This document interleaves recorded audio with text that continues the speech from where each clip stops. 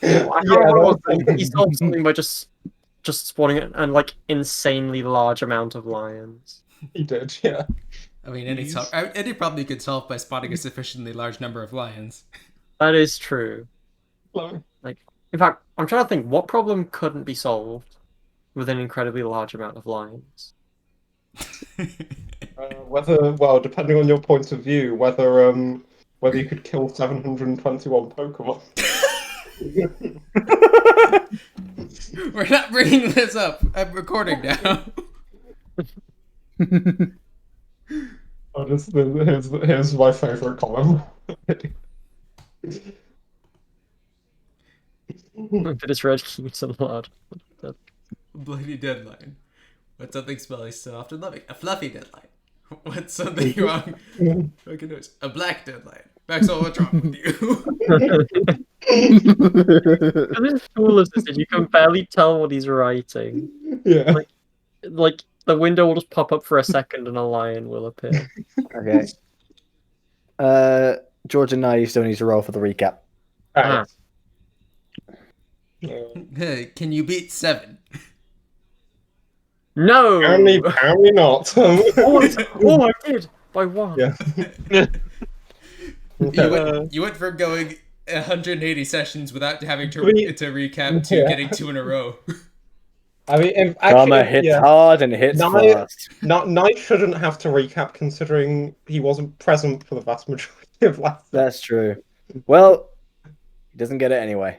Yeah, but yeah, okay. So, last session we awoke beneath the giant tree.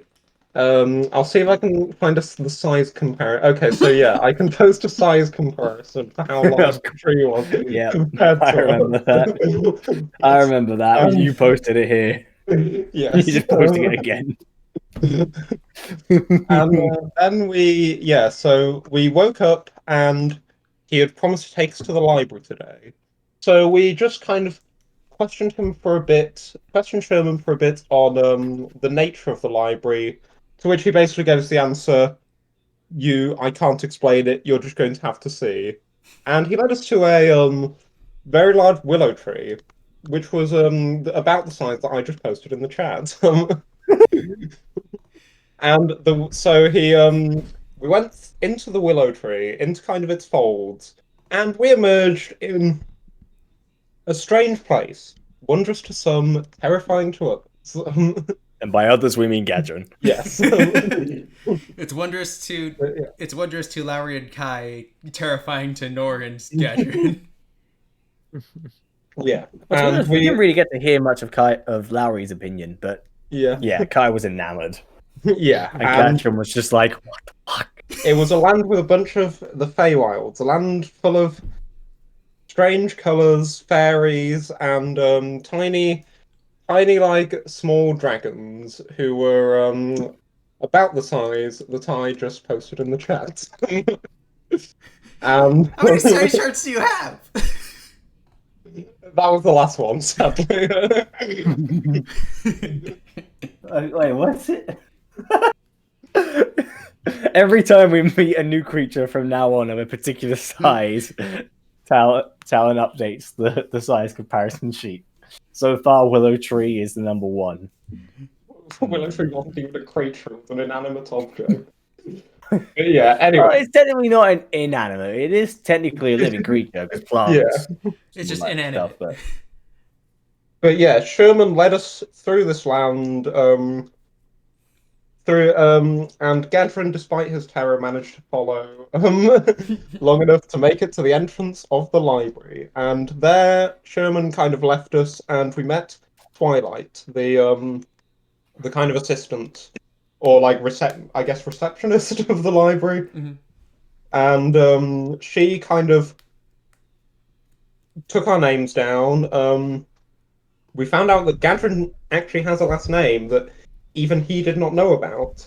And possibly more concerningly, we found out that Nor actually doesn't have a last name. Well, here's the thing. These things always work on people's memories.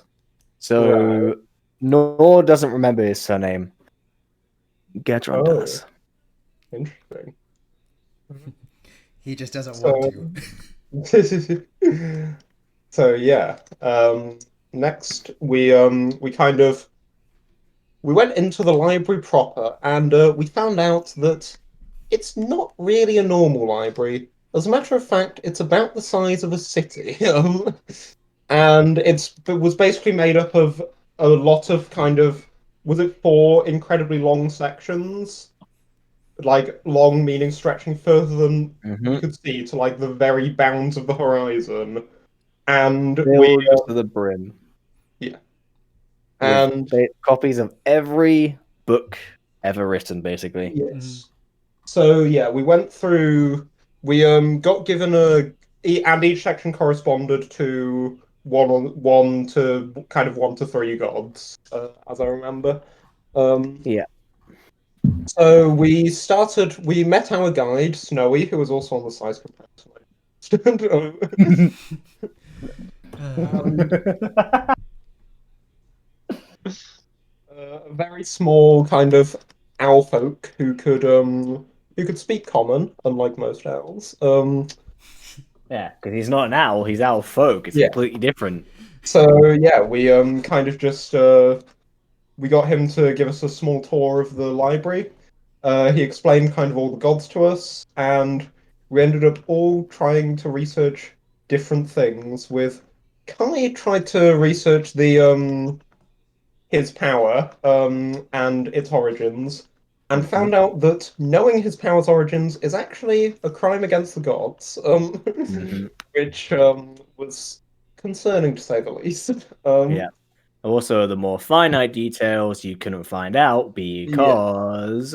the page was ripped out. Indeed. Yeah, Someone better and fix that.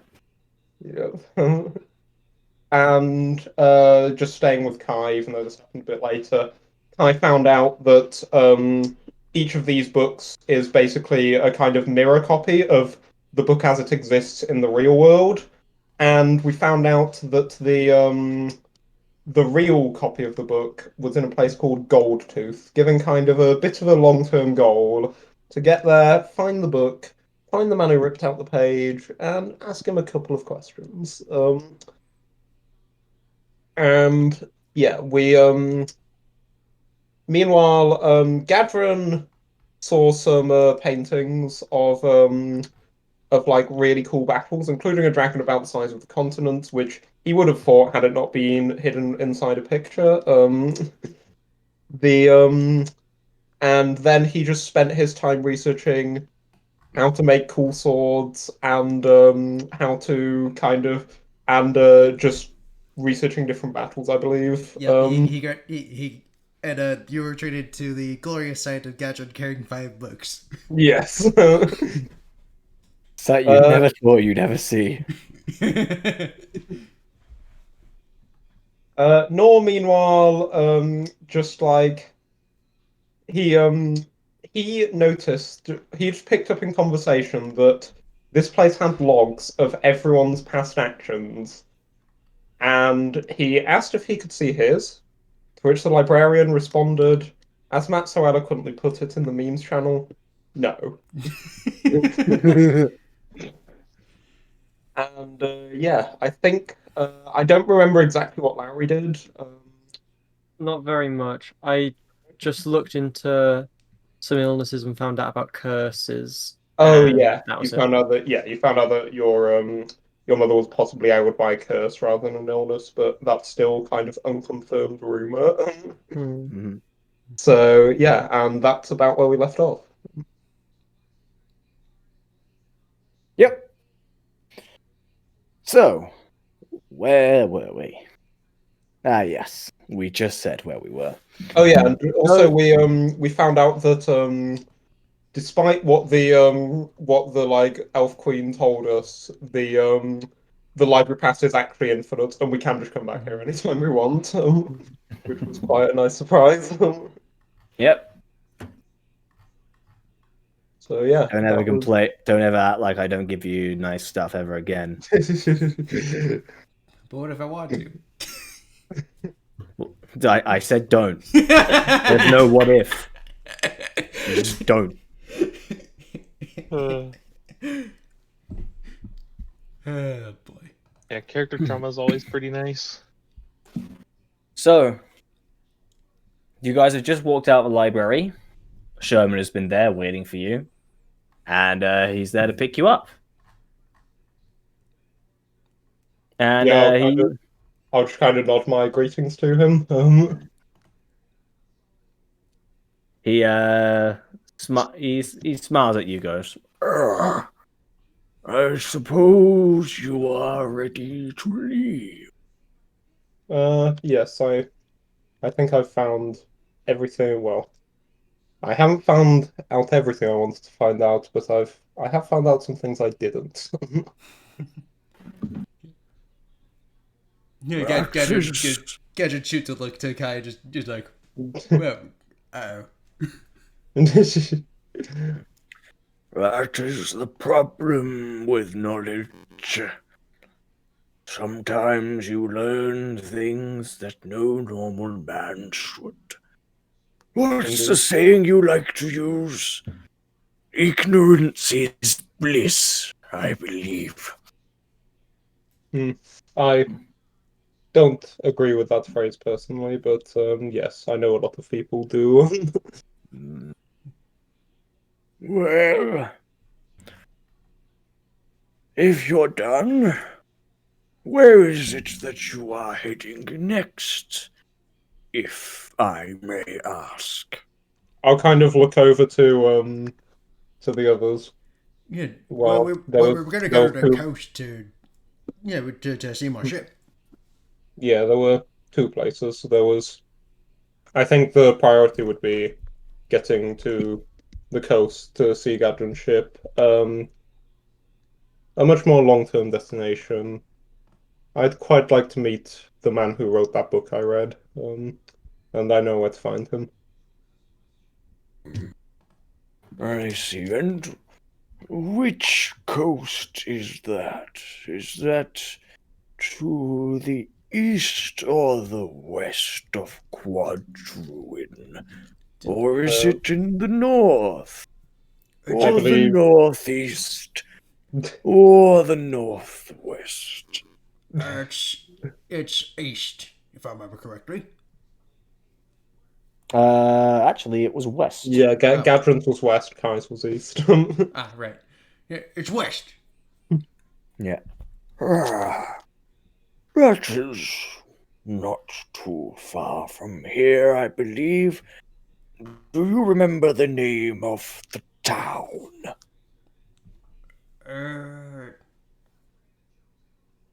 Yeah, Gadget sort of pauses. You still have the letter in doodles that you can read to check again. Yeah, The one that Franklin sent you. Yeah, one moment. Yeah, Gadget pulls out the letter and looks it back over.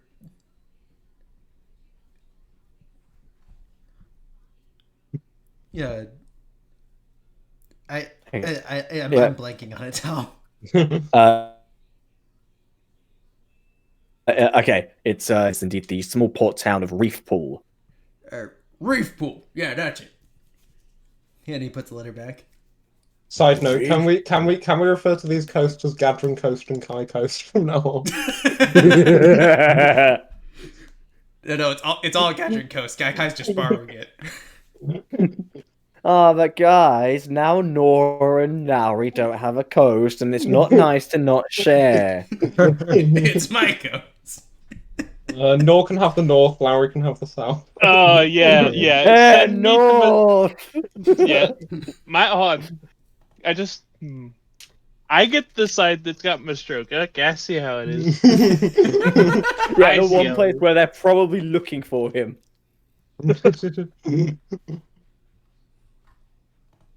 And for Larry, I'm sorry to say, there is no south coast. No. It reminds you that south of Quadruin is Skaswax, which is just a giant wasteland. The wasteland has to end somewhere.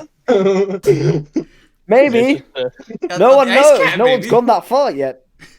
On the ice cap, maybe. At that point, it just loops back.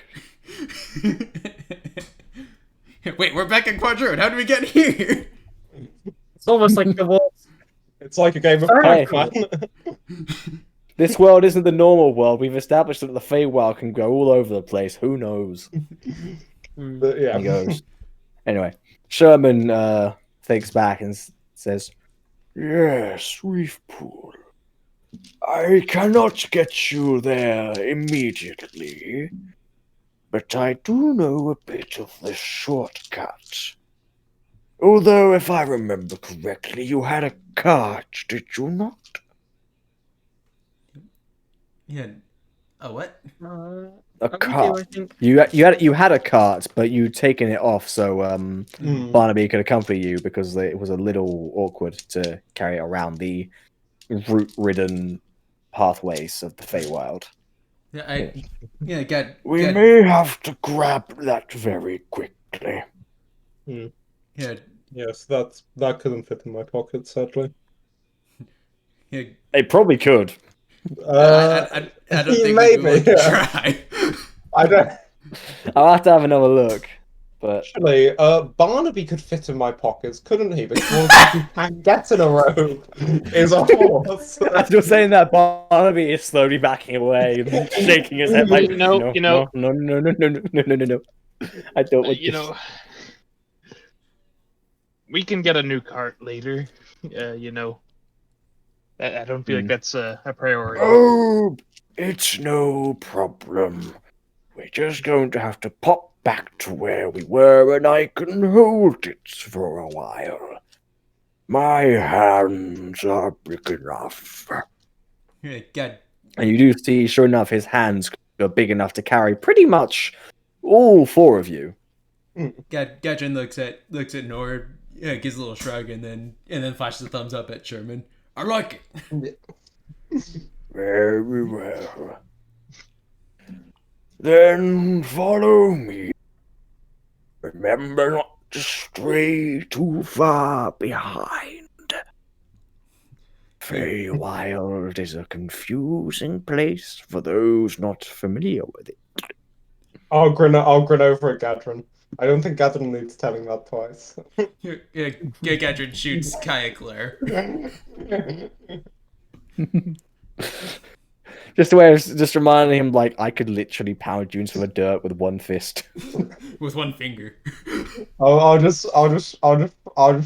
just going to widen. He's like, I'm taking you my may stop demon- me, but you cannot pound your shame away. taking my demon, but the fairy's too much. Oh boy. Anyway, so Sherman starts off beckoning you guys to follow him. Yeah. He's making sure to keep his pace steady so that you can all stay right behind him. Some even flat, you could even stay like underneath him, and it'd be pretty safe. His legs are wide enough so that you wouldn't get trodden on. Once again, the fascinating array of colors just warms the place. The slightly pink and purple mist fill the air as small sparkles of light that approach you reveal themselves to be fairies. Just sort of perch on your heads a little bit, grooming you a bit. So one of them even brings. There's a couple of them that bring a nice little flower necklace for Lowry. Oh, You can just hear very faint. It's in Sylvan, so you can't understand it. But Kai, you can just about pick out a "Thank you for visiting." oh. I'll kind of respond in Sylvan, just you're welcome. Nice place you've got. And they just kind of giggle a little bit in appreciation, and then they just flurry off. That's adorable. Yeah, I'll call out after them. You should come visit our world sometime. Gadron doesn't understand, but he gets a chill through his spine. I'm worried, and I don't know why. And eventually, you guys reach the willow tree, who on this side is like a bright pink compared to the soft green of the of the of the material plane, and you can see he just kind of reaches his hand in between all the leaves, and it comes out with the cards just in his hands. There we go. I suppose this is yours. Unless there's someone else who's parked their cart here and is now very, very lost. I'll just kind of like glance up. I'll kind of like glance up in alarm at his, just like the cart above us. Just careful where you put that. Do not worry. I've carried smaller creatures than this, and they have received nary a scratch. Yeah, Okay, good to hear. Just Now, as for Reef Pool, he takes a few steps around the willow tree, and just to the left is another willow tree that appears to be no different from the previous one that you'd walked through. Gadget looks between the two willow trees, completely lost. Because he could have sworn he didn't see that last time. This one will bring you out of the forest of Athena entirely, and on to the main path between Reef Pool and Prospects. oh, that's good. It'll be good to travel between two places where there is a path between them. Indeed. That is one thing I do admire about the material plane. You'll find a route, and you stick with it. Gadget nods furiously. Admirable.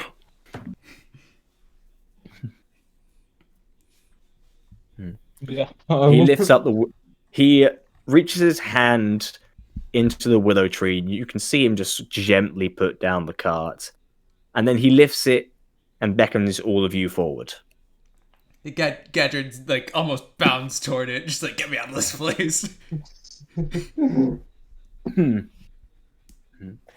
Sure enough, you go out of a willow tree, and where you are now is completely different from where you came in. Gadget sort of You're now at the very border of the forest. There's still a few trees here and there, and but Sherman goes out. Follow this small stone path here, just a handful of miles out, and you will enter that main path. Gadget sort of gives a thumbs up. All right. Thank you, Mr. Tree. I'll just kind of. Yeah, I'll just. Call me Sherman.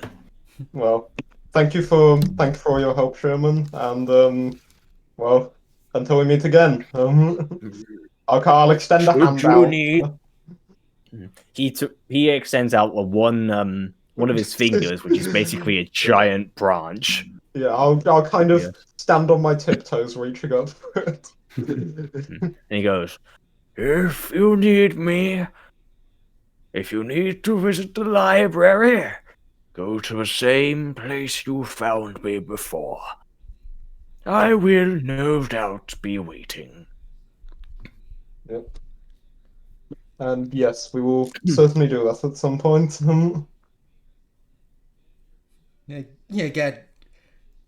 Gadget just sort of kneels on the ground, facing away from the willow tree, and just sort of breathing in and out. It's like when shipwreck people are like, land, he's there, he's like, logic, reason, sensibility. He would say that if he knew. He would say that if he knew what that word was, but I'm not sure he does. Gadron canonically just doesn't know any word over two syllables. Well, that's not entirely true. Yeah, he knows the surname. Right, he knows words 3 syllables or less. Yeah. Yeah. He knows the word landlubber. Well, he calls them inlanders. The most complicated word he probably knows is like swashbuckler, Yeah. and that's like 3.5 syllables. Yeah. So But yeah. you're on a slightly rocky stone path at this point, but the forest is definitely much broader and clearer than it was before. You're far away from the thick trees and exotic smells and noises from previously. Now you're almost in familiar territory. I'll just kind of So look around, well, can't say I missed my stroke, but I suppose we're back. Yeah, you're Gadget's- still at this point. You are still technically within the Athenan borders, Right. but you're like right before the edge. Yeah. Is there kind of like a concrete border that we might have to cross, or is it just like We're on it. is it just like an arbitrarily agreed point, like one country ends here, the other starts? The path that you there is no like official concrete borders, especially because with the war going on, they've kind of been shifting here and there. Yeah. But the one most people who aren't fighting can generally agree on, that the path you're aiming for, that is usually agreed to be like the border between see, Athena right. and Mistroke, at least for those who aren't soldiers. Okay. I So see. it's neutral territory is what you're saying. Yeah. Yeah, for all intents and purposes, this is like the gate, in a sense. And when Yeah. you're traveling along the border, you should be okay. That being said, the war has left things uneasy in general, so just keep your guard up. Yeah. Gadget's guard's always up, even if it doesn't always seem it.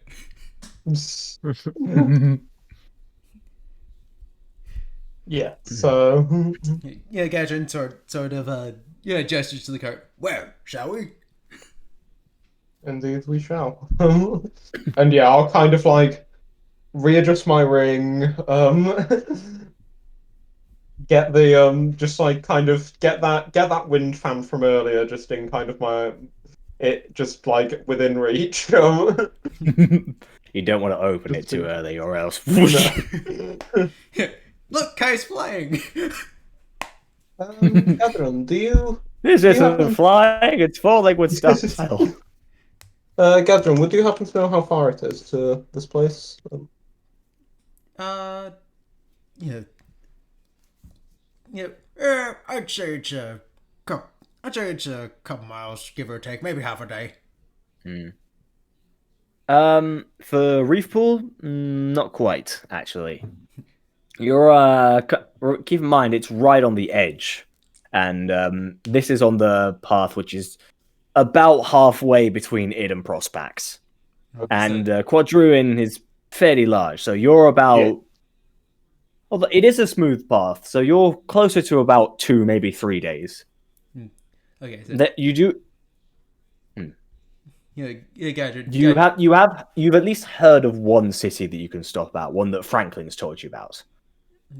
Not really it. There's like a small village called Rivermouth. Yeah, it's about a couple days travel to get there, but but on the way we'll find a little town that'll stop off. Okay, sounds good.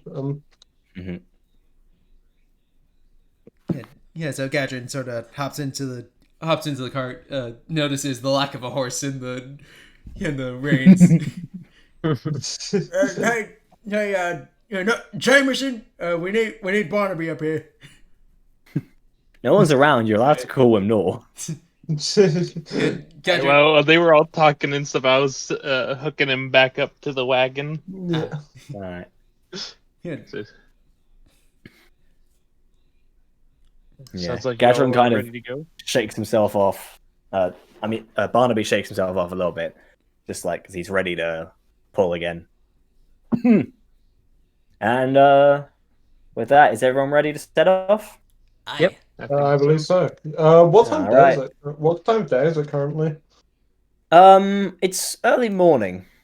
keep in mind, but time really hasn't gone by much at all during that time of Yeah. the Feywild. So it Out was of early morning when curiosity, you first entered the Feywild, and it is still yeah. early morning. Out of curiosity, did this like did we get tired from like looking at the books for so long while we were in there, or it was like that kind of frozen as well?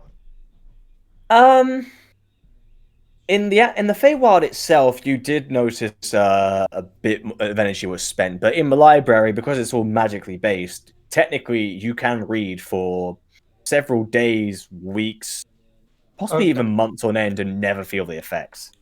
Okay. Wow. I, Okay, Thanks to that's really it's good. some pretty advanced chronology magic.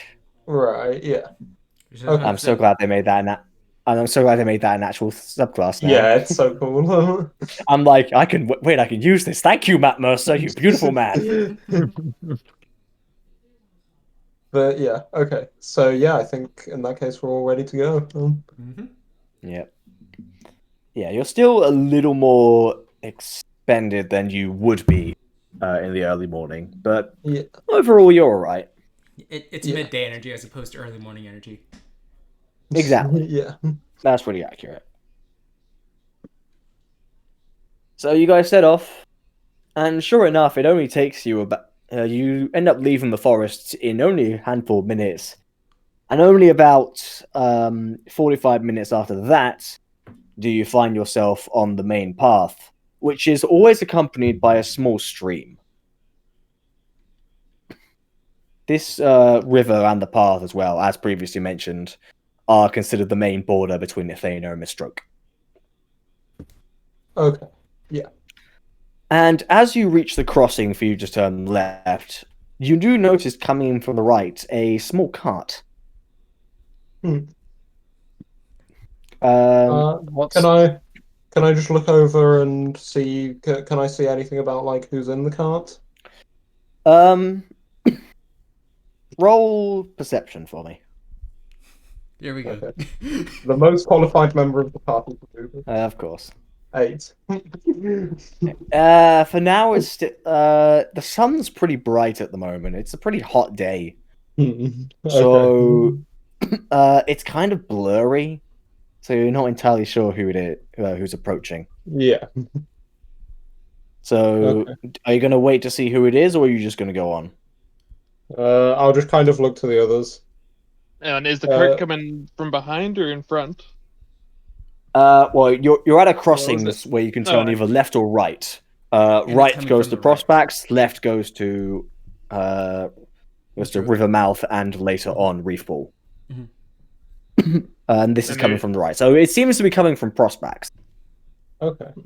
If in that case, I'll probably stay and see what they're about. Okay, so about 1 minute passes before it approaches, and you do notice that in the case of Nor, Kai, and Lowry, it is a somewhat familiar sight. Controlling the main cart is a tiefling wearing a nice little suit and a top hat. And in the back of the cart are a few wooden machine-like contraptions with a target on one of the extensions and a water tank. I'll kind of grin upon seeing this. Yeah. I'm not. You remember this from little the carnival very first thing. session. Yes, this is Joy, Oh, the and dunk. Yes. and you know that if Joy's here, then Dritz is not far behind. Yeah. I'll just kind of like I'll just stop. I'll just kind of like stop the cart and then I'll just wave at them.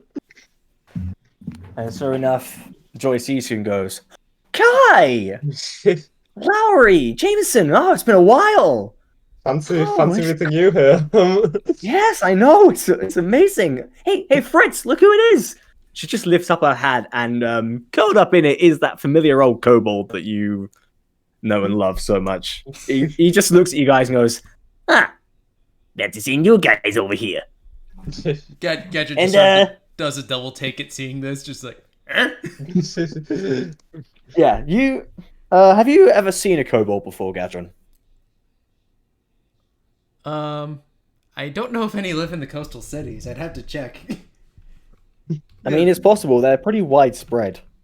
Is it? Would it be making a history check to check or? Given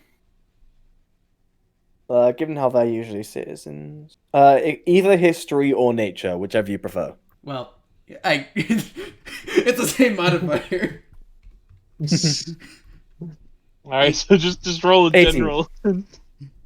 18. Yeah, you've seen kobolds. They're usually pretty common in shipyards, working some of the smaller jobs. But you've never seen one small enough to fit under a hat. Gadget just. Gadget immediately just thinking like, I thought I left that weird place.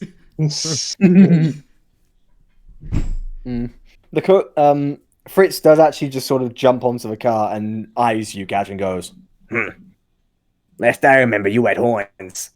What happened to you? Where'd your fur go? Gadget, Wrong guy. what are you talking about? Don't worry about it. Your Gadget. accent's different too. If just small piece of advice I'll say to Dritz, if it looks and sounds like a different person, it's probably a different person. He kind of elbows you like, of course I know that. I'm just messing with you. That's my thing. So what's your name? Gadron. Gadron. Nice name. Nice to meet you. I'm Dritz. Nice to meet you, Dritz. He puts his hand out for a shake. Yeah, Gadron sort of puts like his finger out to shake. Yeah, he reaches for it and squeeze it, and you do hear a gentle. The classic whoopee cushion on the hand trick. Always a classic. And Joy's just kind of shaking her head at this point. Fritz, come on, we got places to be. Well, actually, I was going to ask about that. Where are you headed? Oh well, we've kind of thought about doing our little act around in other places that need it. You know, because doing it in Prospects is great and all, but eventually we just kind of got to go see the world. I mean, That's obviously, fair we're enough. going Though- to have to be careful. Yes, I was going to say, you are aware that there's a war going on. Yeah, of course. Well, that's why we've picked certain cities that don't suffer from the, Yes. Yeah. And after, I'm gonna have to be extra careful considering how she kind of just waves around her face and arms, obviously mentioning what she is. It's Because if you're not aware, Gadron, she is a tiefling. I think Gadron's you've seen tiefling before. He's met Damon. He's definitely seen tieflings. Yeah, and yes, he does know Damien. Yeah, but I wasn't aware that tieflings had a particular stake in the war. Well, some of us are apparently known tricksters, good at manipulation. Some of us have some innate magic capabilities. And of course, there's always going to be those people who just think, well, she gets into a somewhat alluring pose. Yeah, Gadget sort of flinches. And it's just, yeah, it's just like, yeah, this guy gets it. Some people are just disgusting. Fair enough. Was it a tiefling at that brothel, Tom? Yep, it was. Yeah. Yes, as a matter of fact, it was. I'll kind of like just look at PTSD. cringe back, just remembering the memory. Yes. Actually, yes. I think you had better be careful. Yep. And as for Fritz, well, thievery, or just general cannon fodder, or worst case scenario, Fritz kind of spits as he just mumbles, target practice. Well, Gadron's still confused over why he was laughing at the fart sound. They're talking about something very serious now. Something you're just like, why are you still like? Why is there farting? He's still confused about it, but he's able to switch his mind from it. just like, yeah, yeah, he sort of gives a little. He sort of gets into a thinking pose about. I don't get it. In all honesty, I don't. In the ships I've been on, there's been all sorts of people on there. So what? Wouldn't that mean there are even more people on the land? Wouldn't they get along easier? Actually, I'll just kind of turn to Gadron. Gadron. Sorry if this is another of those stupid questions, but are you aware that there's a war going on?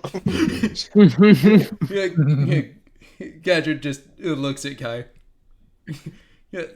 Yeah. I've heard it mentioned so many times. Gadron's all about war.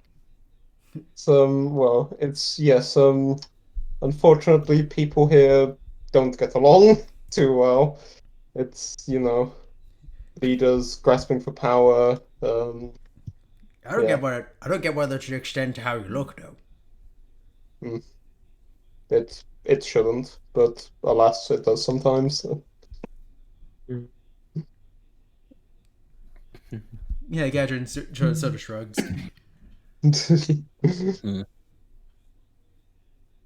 Wow. Enjoy, guys. And Changing the subject from the somewhat depressing tone. But do you two know where you're going yet, or are you just wondering until you eventually find somewhere that you think will take you? We're just going to look for a place that needs the most brightening up, I think. That's something we specialize in, you see. That's sweet. Yeah. We were thinking of bringing some of the others with us, but they're still a little busy. Yeah, that's fair enough. Yeah. The others are still in well, Kodak is still healing. Liana's obviously too young. And Hathi, well, she's still making more than enough there. She doesn't really need help going anywhere else. Could you remind me who Hathi was? Hathi was the Loxodon who gave you those amazing pastries. Well, Kodak was the Goliath who had the bell ring, and Liana was the adorable halfling child who did the jelly bean counting, which which Lowry managed to get the exact number, which was amazing. Even after I gave you that window. Dang. Yes, not after. Not surprised about Hathi. Though I will say I do sometimes miss her cooking. And in any case, if you're heading along this border like we are, we could you could maybe travel with us for a bit, Oh, really? Where are you guys going? Go to the coast. I'll just look at Gadron. I've got a ship parked there. Oh, you're a sailor. Nice. Yeah, let me tell you, there's nothing more liberating than being out in the open sea.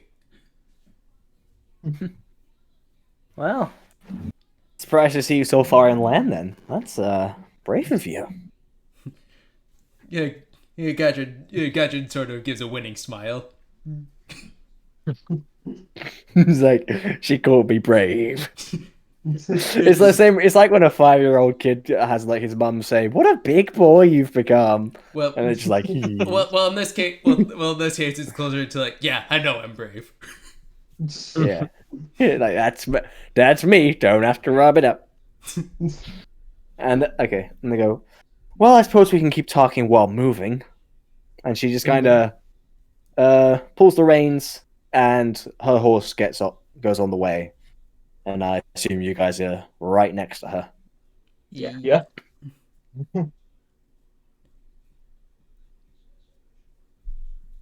All right. You guys continue going along, and it is a very, very hot day. By this point, you guys are. After a while, it doesn't take very long before you guys really absolutely need to stop just to take a small drink. If not for you, then for the horses. Yeah. You can see Barnaby is almost panting, which is weird because the horses don't normally pant. I think. I don't know. I'm not a horse person. I've never heard of it. I'm going to shake my head. If only you had wings. He literally, faster than anything you've ever seen, he literally whips his head back towards you and he's just like, don't you fucking start. You've never seen such a murderous look in an animal. You've had wolves almost rip your neck out, and they could not compare to the fury in his eyes. I'll just kind of pat Barnaby. It's okay. He didn't mean it. I'm going to like open my mouth and then just resist the temptation to say yes, I did. I'll return the Barnaby stare, just like. Gadron just. Gadron's not focused on that. He's at the moment just taking a big swig.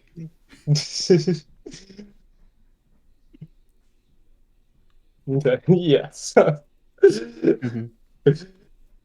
I will stand down from the conflict. Alright. So, though as previously mentioned, you have been pretty much right next to a stream this whole time. Yeah. I suppose we're not under any time constraint at the moment, are we? Yeah, Rivermouth isn't all that far away, relatively speaking. It's just a practical stop. It's like a refueling stop on a road trip. Yeah, basically. Although it'd be a little bit longer, but I'll probably take the time to like eat one of the provisions I presumably have with me.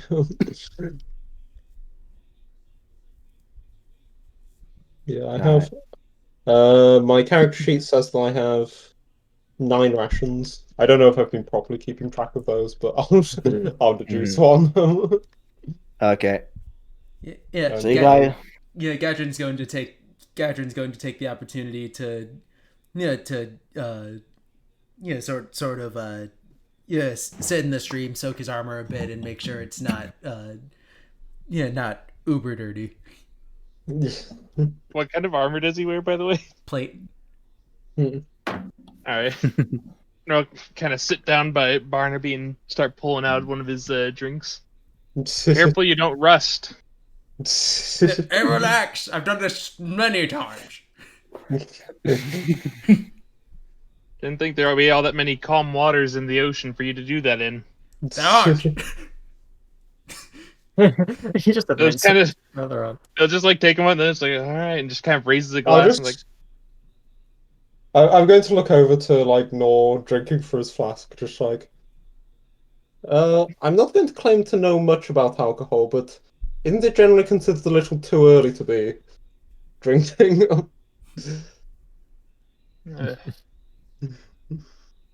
You know, you might be right. He keeps drinking anyways. He's just like, 5 o'clock's only 5 hours away. It's fine. It's 5 o'clock somewhere in the Close world. It was being in that the Fey Woods really just kind of messes with you a bit. So who knows how long we were actually in there? Well, I don't think there's much point trying to answer that question. It's not something that time isn't really something that's meant to be understood while you're in. Gadron sort of as he's coming out of the stream, armor looking relatively clean except for the odd blood stain. What in that place is supposed to make sense?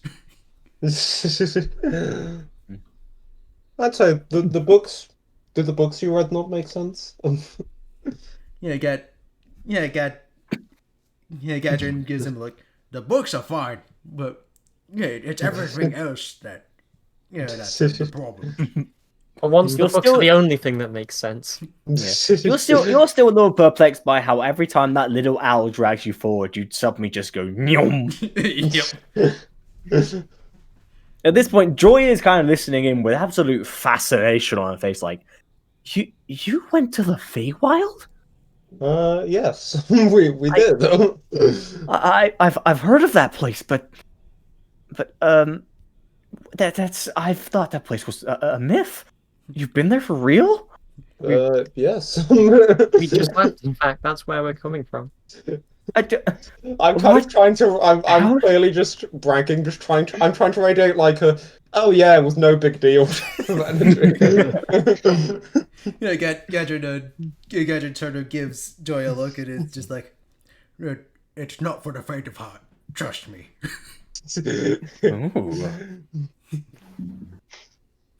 Ooh. Yeah, and then I'll just go, and that's coming from someone who's for demons, just gesturing to Gadron. Damn. Okay, you guys are clearly gone on a lot of adventures, and I need to hear about these all when we start moving again. That is something. You've been. Much I mean, obliged. obviously, you've managed to save pretty much half of the city from being captured and all that, but my goodness. Oh yes, did we tell you about how we managed to save half another town from being captured as well? And we caught the people who were actually originally attacking the town. Hey, well, you'll have to tell me about that as soon as we finish. But in a minute, right now, you guys had your bath? I think it's about time I had mine. Gadron, you immediately avert your eyes. Gadron's Just just like, oh. undressing just to get into the stream. Yeah, Gadron immediately pulls out one of the history books. Yes, bloodshed. Interesting history, yes. Boy, do I love history. Yeah. Boy, is it fascinating and not no next reason to not look conspicuous. Her. Yeah, he's just sitting in the cart trying his best to look like he's just intently reading, which he is, but for reasons other than love of knowledge. Far too intent. Yeah. Well, Gadron's obviously not going to try. Is anyone else going to try and get a look? Just out of curiosity. There's only one member of this party who would do such things. Lowry's Now, who fine. are you trying to imply? Guess, Matt. It's Kai. It's totally Kai. Agreed. The So, Mr. teenager of the group. Yeah. Mister went Yeah. to the brothel after our adventure. Hey, no, that was a He's different referring feeling. to Nor, actually. It's one of you two. Larry, I'm not sure you're interested in that, although you might be. I don't know. I don't judge. I don't think Lowry cares. I don't think Lowry's ever even Kai's into it. probably not too bothered either. Nah. Too much on the mind right now. Yeah. Yeah, normally, maybe, but Yeah, at the moment, you're still somewhat in mourning at this point. You got. oh no, I was talking about Kai. I wasn't talking about myself. I was saying that Nah, if Kai Kai's- wasn't worried about the nah, fact that he's Kai's- got information in his head that could get the gods killing him. Yeah. Kai's also just traumatized from the From the Kai's original. also no, Kai's traumatized from the time he went into the theatre after 10 p.m. Oh, the theatre. Oh war. yeah. Wasn't the main director of that play fired alongside the main star of that show? Different kind of performance arts. Oh gosh. So, I repeat the question: is anyone going to try? Yes or no? I assume it's going to be a no. No. Nah. Okay. Uh, Okay. Would you like to check out anything else, just in case? but look at this What book. else is there to check out? know- This water is made of water. Ah, yes. You know- This grass is so grassy in texture. I guess the floor is made of floor. Well, actually, I'll just look around, see if there's anything interesting Alright. about. All right, rough perception. Why is the guy with the negative percent? Oh, 18. You were saying? Yeah, that's 2 in a row. I think. Oh no. That's, No, the last one. no. the last one was me. Yeah. Yeah, that's right. So it's two good So- perception rolls. Yeah. So you do notice as you're kind of looking around, looking everywhere except directly in the river. Because you're a good boy, your mummy raised you right. You do hear a small sort of rustling. Oh. I'll just kind of like, where does it seem to be coming from? Um, it seems to become because the grass itself is pretty tall, so it seems. But you do like notice it sort of shimmering a little bit as just about 10 feet away. I'll just kind of like look over at it intently. I think there's something in that grass.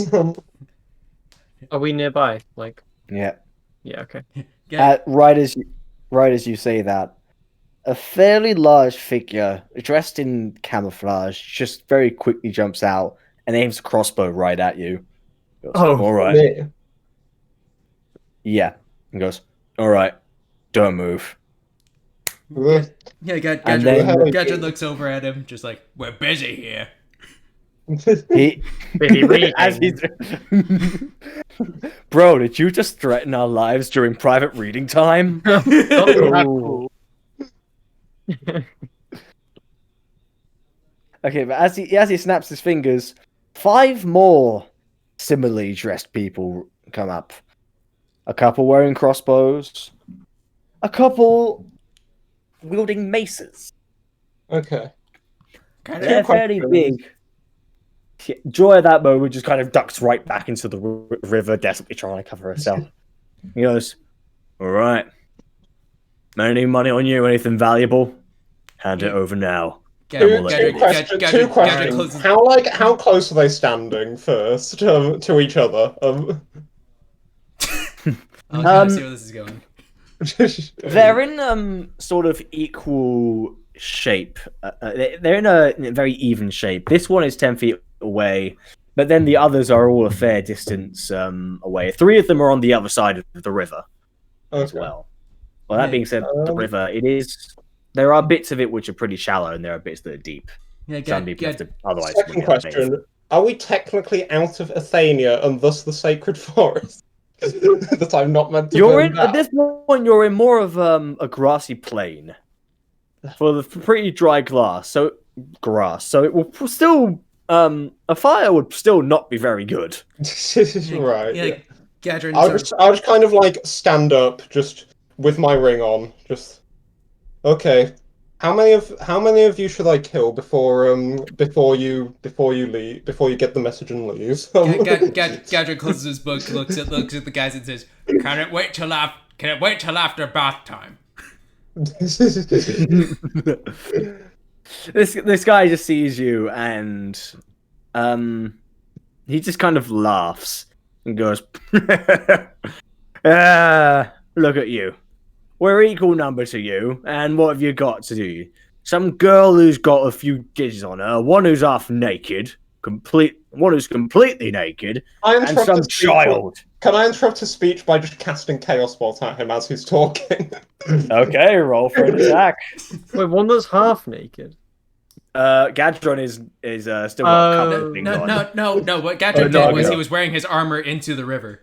Okay, yeah, he's one who's like in the water. Then there's no. He's back out of the water. He's just reading.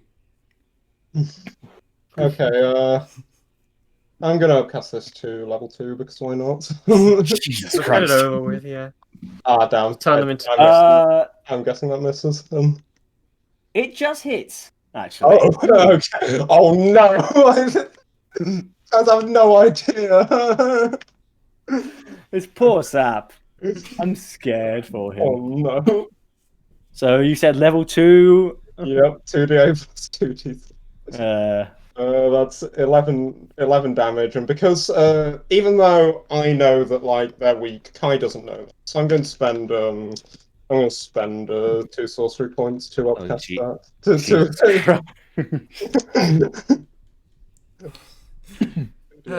1d6 plus 4. Okay, that's more like. Oh, Jesus. And And that's a 6 and an 8. So that's gonna. I want to make a spectacle of this. We'll do thunder damage. Okay, so that's 24 damage. How much damage is it? 24 thunder damage.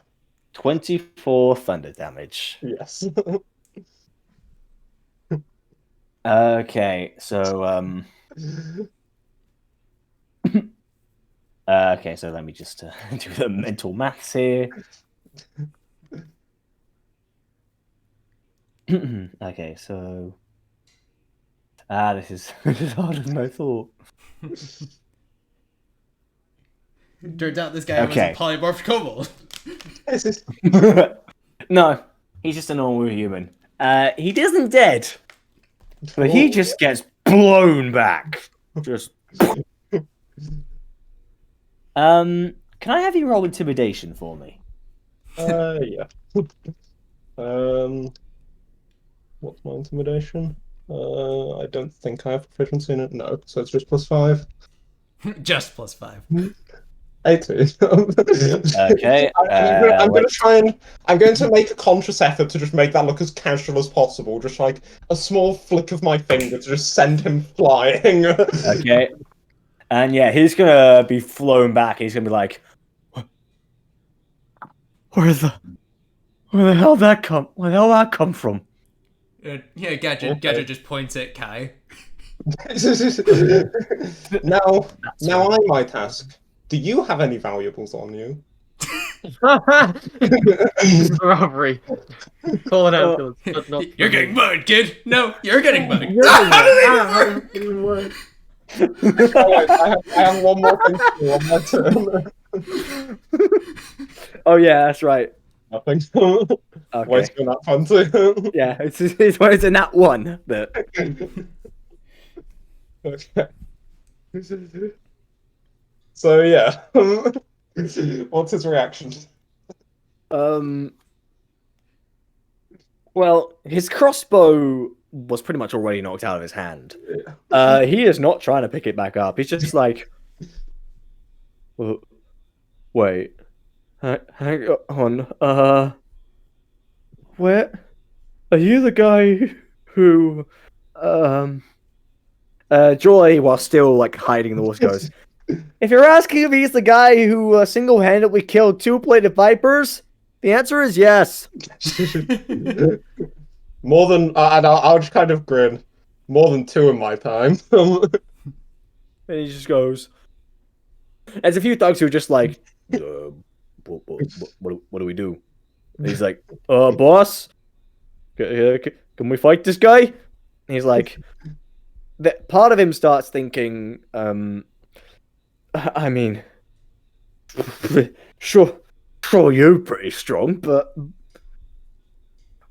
it wouldn't be very nice if he grabs his crossbow and aims it towards the others. Like, what happens if one of your friends gets hurt, huh? Gadget, What you gonna do then? Gadget sort of climbs out of the. I will laugh. Gadget climbs out of the cart and draws both swords and clangs them together. Well, that guy there, that man, he seems pretty innocent. He points it right at Nor.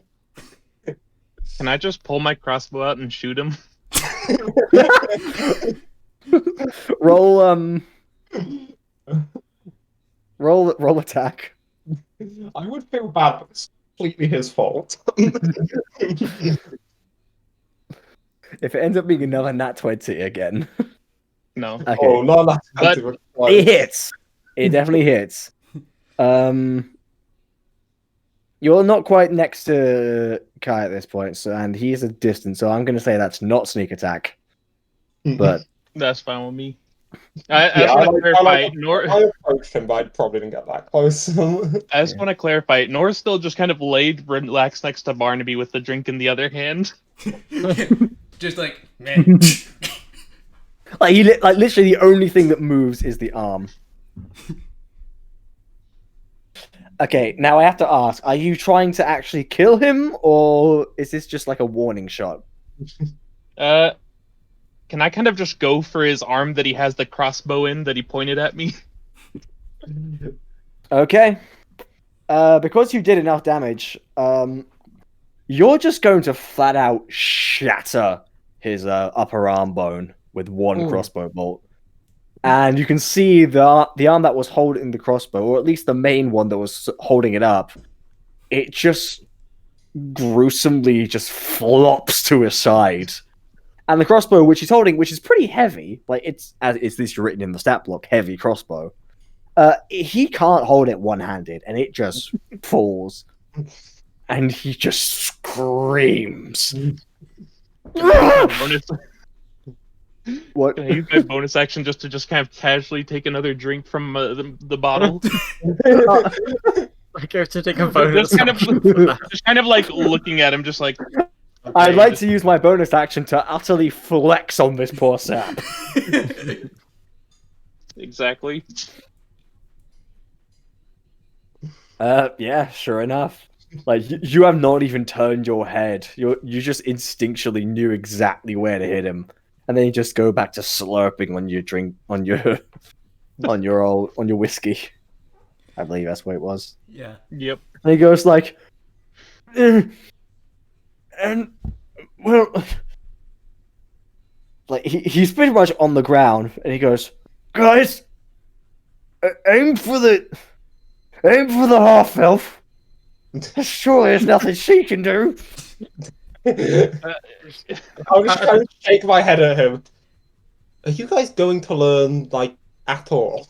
And I'll just raise my hands again, just in preparation to deliver another spell. I'll just kind of just like without taking my eyes off him, just go, Frey, can you deal with this, please? And then just get Frey to cast acid arrow on them.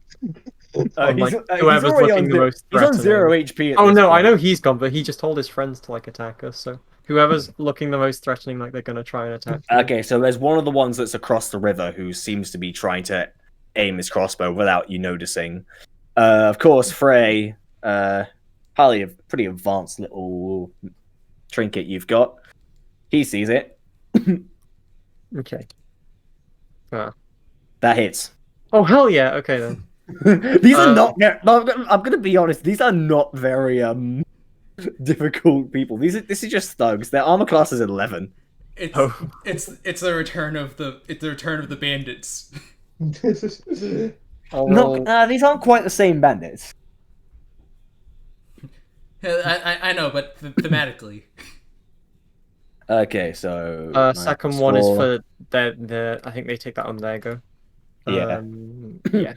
Because we haven't officially like rolled initiative, I'm just gonna say it happens right now, and it's just slowly.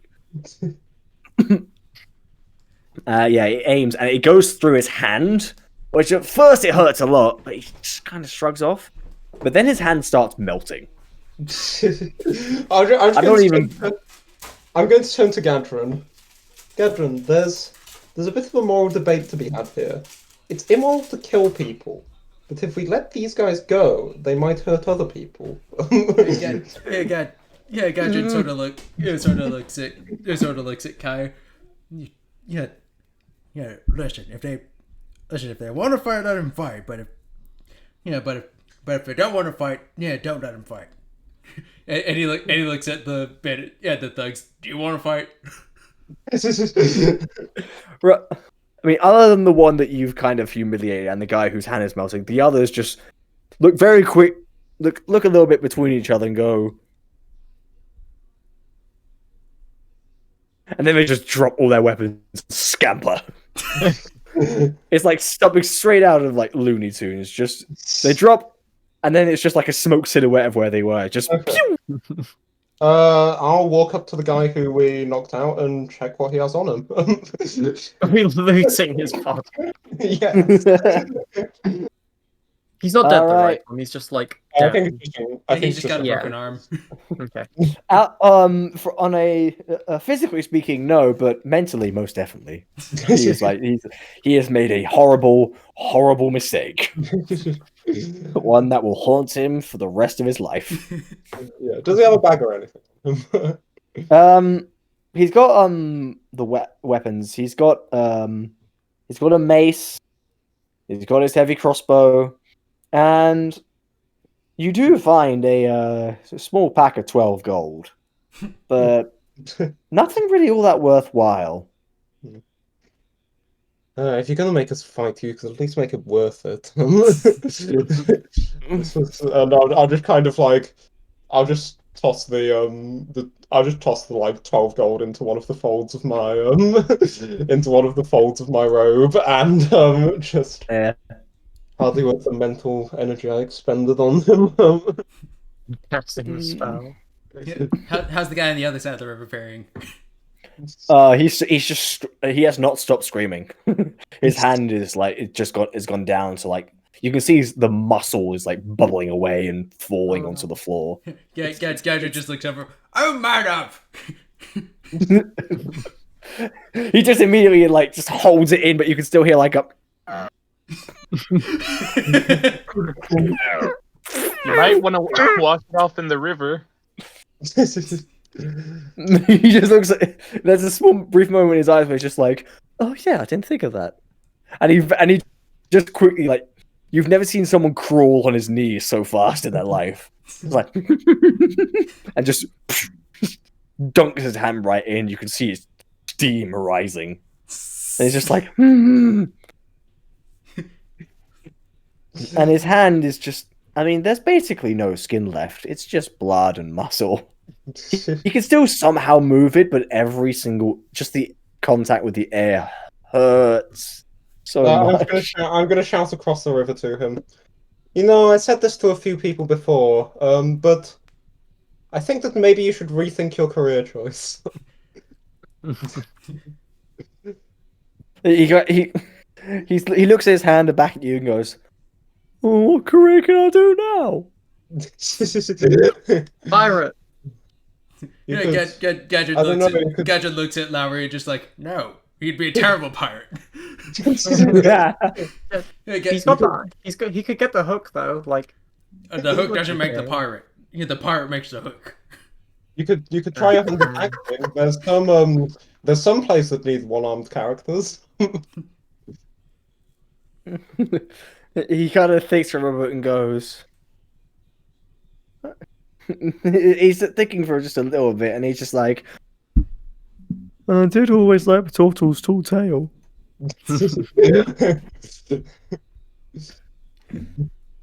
Then you're.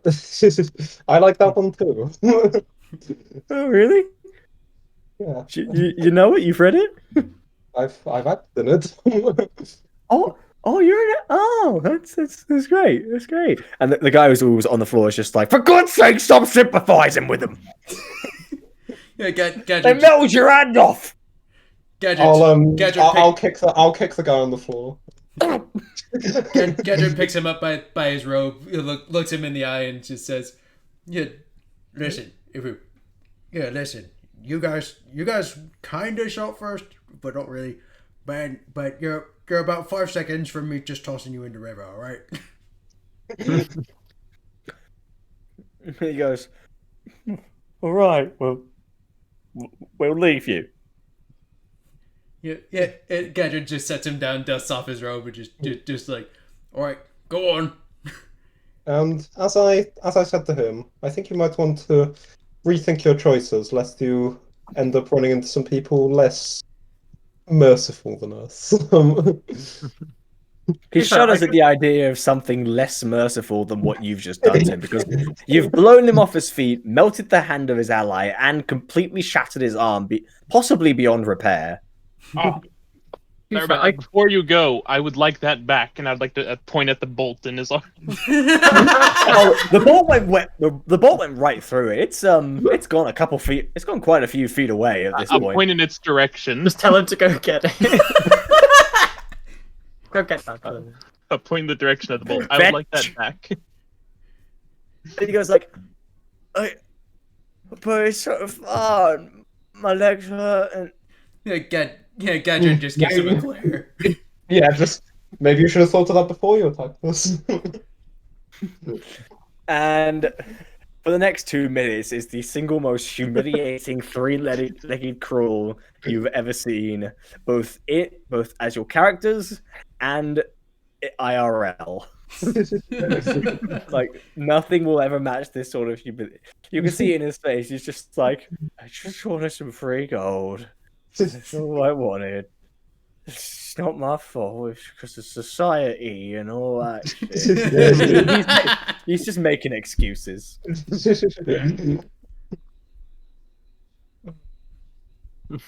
I might, while he's doing that, I might heal the guy whose arm I burnt off. Oh, okay. Go ahead and roll. I'll What are you going to cast- use? Healing word, cure wounds. Yeah, I'll use healing word.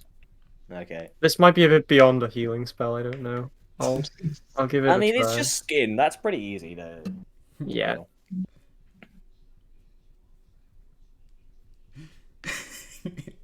Okay. I'm glad Okay. this particular Team Rocket encounter ended better than the last one. Oh yeah, last one that was just a straight up insta kill. Yeah, but no, these guys are all alive at least. Okay, but you do notice the skin like forms back around all the fingers. The skin that comes back isn't a brand new one. It's basically how it would have looked if he'd put his hand in the water sooner. Yes. So it's unfortunate. It's going to remain scarred pretty much the rest of his life, but it will stop Usable. hurting at some point. It You is now. can- It is yeah. functional. I'll just kind of like look over to Joy and Driz. Just you can track concisely where we've been on Quadruin by tracking the terrified bandits. And yeah, Joy just kind of nods. I take it you haven't really been around here then. No. New territory. I've been, but I never met these guys. Yeah. To be fair, the path you took was it did go slightly further up north. You went more within mainland Mistroke itself to Right. reach Eastmore, and part of that was due to the fact that now I think about it, you're actually Eastmore is closer to the east than it was to the west, and yet you were in the Westport. So in terms of justification, I'm imagining that you just kind of misread the map because inland maps are not your forte. Right. Hmm. They're just like, Why what are did you just these kinda go weird confused? triangles? You're just looking What there the and hell you're does just like, ordnance survey mean? what the fuck is a royast? How did what is this strange line on the bottom left of the map? Why does it have numbers next to it? Why is there a circle with arrows in it, and why is there an N on top? That part you would know because sailing. No, the compass I know. It's everything else. Yeah, no. It's like, why is there a giant black triangle on the bottom right of this map? It makes no sense. I'm talking about places you haven't even been to yet. Yep. Keyword being yet. Next session. You had to say it! The very next session. All right, complete change of plan. You headed to Vaglad on the other side of a continent. Oh gosh. Anyway, is All right. Mr. Broken Arm on his way? Oh yeah, he's just made it back. He crawls past you, Kai and Gadron, like without even looking at it, and he goes towards Nor, who has not changed position, still lying on the grass next to Barnaby. And he goes, "Here you are." Like I'll take the bolt and just kind of raise our drink. Thanks. Mm.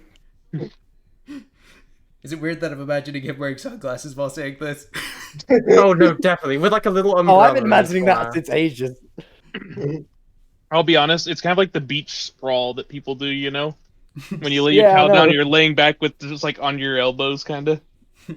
Like I'm just straight up imagining him like shirtless in swim trunks. Oh gosh. Oh. All right. And you purposefully shapeshifted to have like really tanned skin. I mean, to be fair, is Jameson look is already pretty tan. That's true, but this I think- time it's like even more. Yeah. Okay, so he goes like, he tries like sort of pick himself up because his legs are still functional. He starts thinking about like, wait, why did I crawl at that point? I could have walked. At that point, he just kind of looks between you guys and goes, right, well, tries to look as dignified as possible with one arm flopping next to him. Gonna be off. Gonna find something else. What about you? What about you, Mike? The guy with the half meltdown goes like, I kind of like your idea of being an actor. Actually, do you know any theaters nearby? I don't know if Mr. Oak has any. There's one in Prospects if they'd accept a criminal like you. I'm not sure, but it's your best shot. No harm in trying, I suppose. I'm sure they Second would. A young, chances and all yeah, a young, fine actor like yourself, you'd be fine. And that. I'm I'm sure. 42.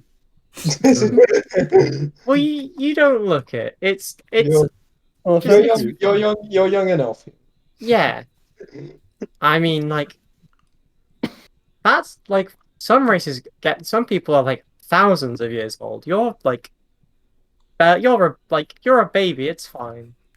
Yeah, but I'm not an elf though. I'm only a human. We don't live that long. Well, yeah, I'm but just already, like, I mean, I'm not I don't age. I've got the same age as you do, but it's just just in the grand scheme of things, Gadget you'll- just rolls you'll his eyes die and gets back to young. reading. well, I give it a shot. Hey, Thank you. let's look at the bright side. You have a lot more years left than you would have had you decided to continue your attack on us. he's just his eyes just widen as he realizes what you just said. He's like, "You make a good point. Well, I'm gonna be off. I'm gonna go to Prospect. Okay. Sorry to leave, boss, but I've got a new call in.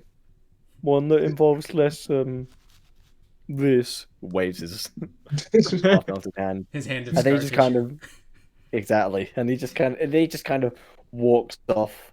Like you can see in his eyes, he's like slowly become more and more accustomed to the idea of becoming an actor.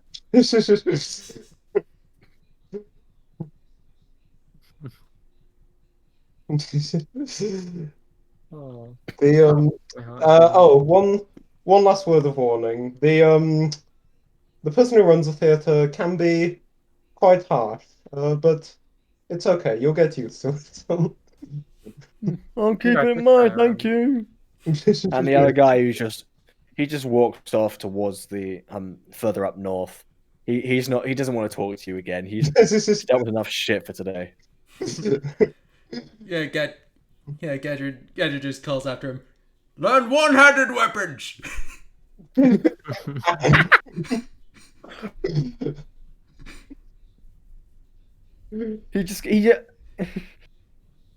He doesn't look back, but he does kind of pat the mace he has. Gadget doesn't see because he's back to looking at his book.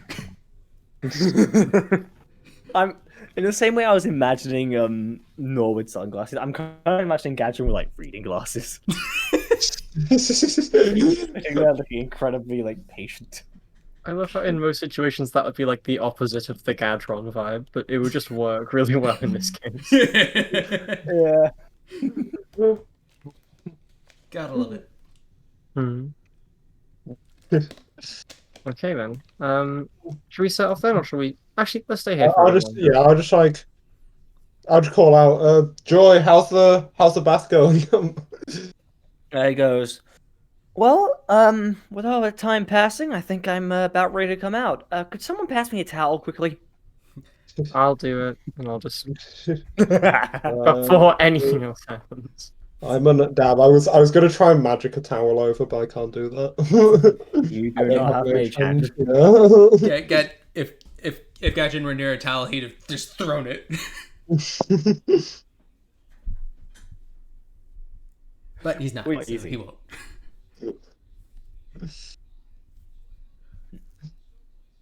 Okay, Oh, so yeah. Okay, so yeah, I'll pass that over and then head back and just. Okay. I guess we wait for it. Oh, actually, wait. Does this count as any form of rest? I'd say this counts as a short rest. We've lost no health. Yeah. I don't know if you guys regain any benefits from short rests, I but it's certainly don't. not a long one. I'm wondering. I didn't even do anything, so I'm sitting pretty. Yeah, no. You just took out your swords. And clanked them together to make a ringing sound. Okay. I use one spell and I want it back. Oh. I brought a crossbow and I got it back. Oh, okay. I'm done. I need a long rest so I can wait. Yeah. All right. And all right. With that, I'm gonna go check and see if downstairs is available. Okay. Yeah. And I'll be back. Well, while you're doing that, in the downtime we seem to have, I guess Nor's gonna pull out his book from the library and start reading. Kai is not going to pull out his book because he was too scared to take it from the library. Yeah, Gadron, meanwhile, is reading about war. Is it just what's it called? The Art of War. Sun Tzu. Sutra. I'll probably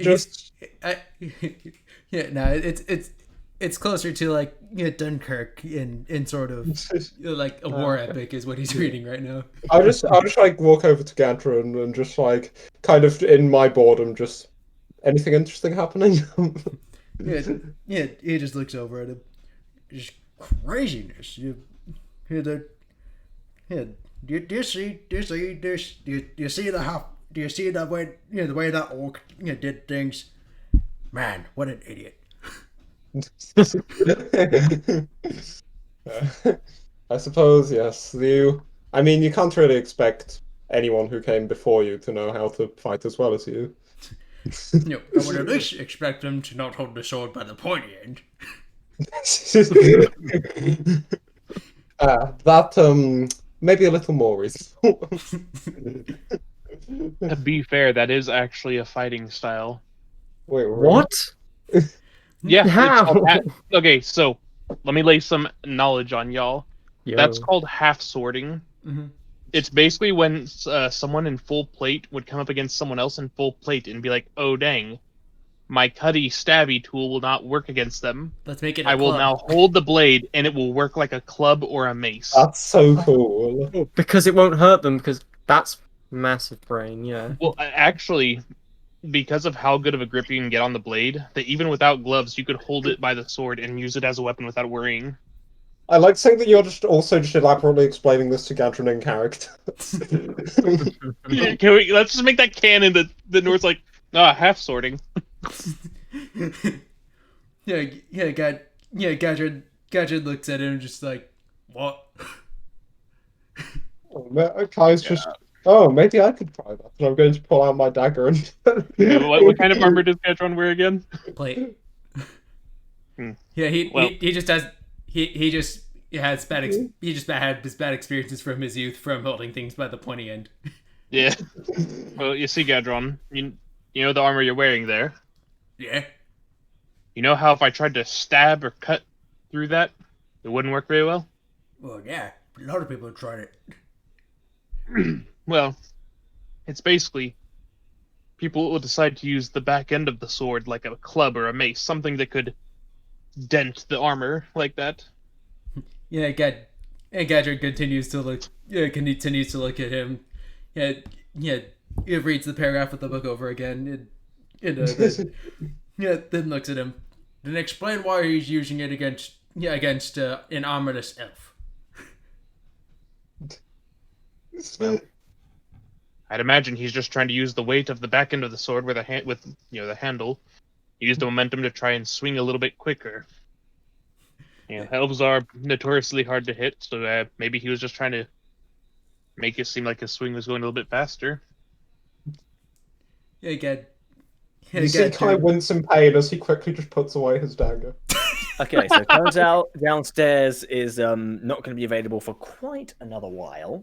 My right. mother's watching a movie. We've That's right. just been talking about Half sorting. Nor's been giving Gadron a lecture on half sorting. Which talk we about now what? in universe canon, Jameson knows what half sorting is, or Nor. What the hell is half sorting? It's Basically, when you, it's when you decide that this guy's armor can't be cut or pierced. So I will now hold the blade and use the pommel as a mace head, and turn your sword into a bashing thing. Basically, Oh, you hold yeah. the sword upside down from the blade. Oh yeah, and Kai Like you hold the blade itself. That sounds terrifying. I think you're Actually, wearing... Yeah. It's with your wearing plate armor, I think. So Okay. well, that makes no, sense. it's used against plate armor. But that being said, you can hold the blade of the sword barehanded without really any concern, That's true, because of the grip you do. It's not nestled in the palm, but in the crevice of the fingers, which sounds Right, terrifying. But the grip you get, basically, you don't have to worry about cutting your hands. yeah. that's so cool. Yeah, which But yeah, also, which Kai Gadron is also- only learning about because he was reading that war epic and encountered an orc who used what is assumed to be half sorting, but in Gadron's mind is just an idiot with a stick. and Kai also injured himself attempting to recreate the technique. With a dagger. He tried to half dagger, but that's not a thing.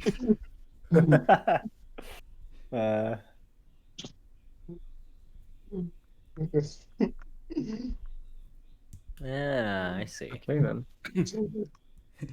And this is when you learn you took 1 point of slashing damage. I mean, we're short resting, so I'd probably regen it anyway. Yeah. So it doesn't take long for the short rest to happen. Joy's all cleaned up. You guys are done with that riffraff. I do have a question. Does And- what I'm reading in the book make any sense to me? Remind me what book you took it. The book you took. If I'm not mistaken, the book was more or less magical mind protection. Mm-hmm. Well, it's strange. You understand the words though, right? But then you see some of like the runes involved and some of the hand movements, and to someone who isn't experienced with using magic yourself, it's unfamiliar territory to you. Like you are somewhat sure that someone who does have some expertise in magic could figure it out, but for you, nah. Oh, we got two people. Well, is Lowry more like science and magic? Yeah. I could probably give it a go, Yeah. but I think it's less spells on their own and more... I don't know, yeah. But, Magic as applied through technology. yeah. Yeah. But She can could make a probably tinfoil hat. try. If it works, Exactly. hey, any way that we get about it, fine. But as you were saying, though, Tom. Yeah.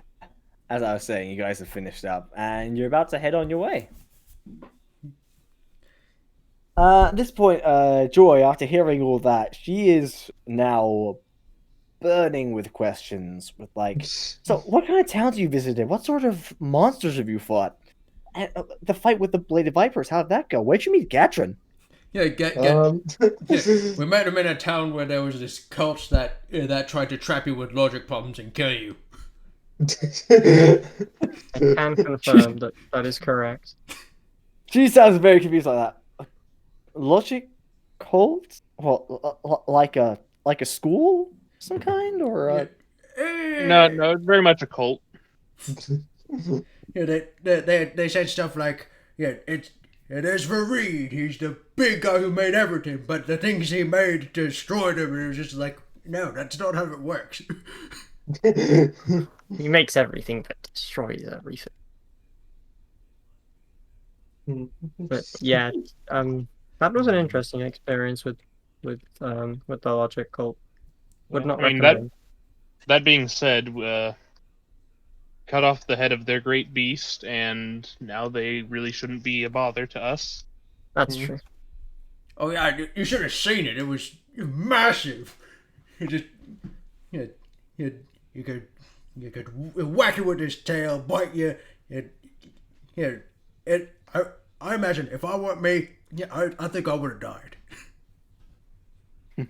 But obviously you can't die, so Of course, that's why I said if I weren't me. exactly. Wow, that's a bold claim. Yeah. I mean, everyone dies eventually. I'll just kind of lean back to her and it's like, just kind of shake my head like, it's not worth it. Don't even try and tell him otherwise. Oh yeah, he's busy on that day or something. He can't. He won't. He's busy on that day. That's a new one. I gotta use that. That's a We really will buy good one day. question. Nah, I'm busy. Fully booked. You know, it's just too bad you didn't kill it, huh? And I kind of nudge him. Gadget shoots him a look. Yeah, it's Right. not about whether I killed him. It's about surviving it and fighting it. And he sort of looks heroically into the distance. And I fought and survived. Because someone else killed it. Yeah, at this point, Gadget just sort of smacks him on the back of the head.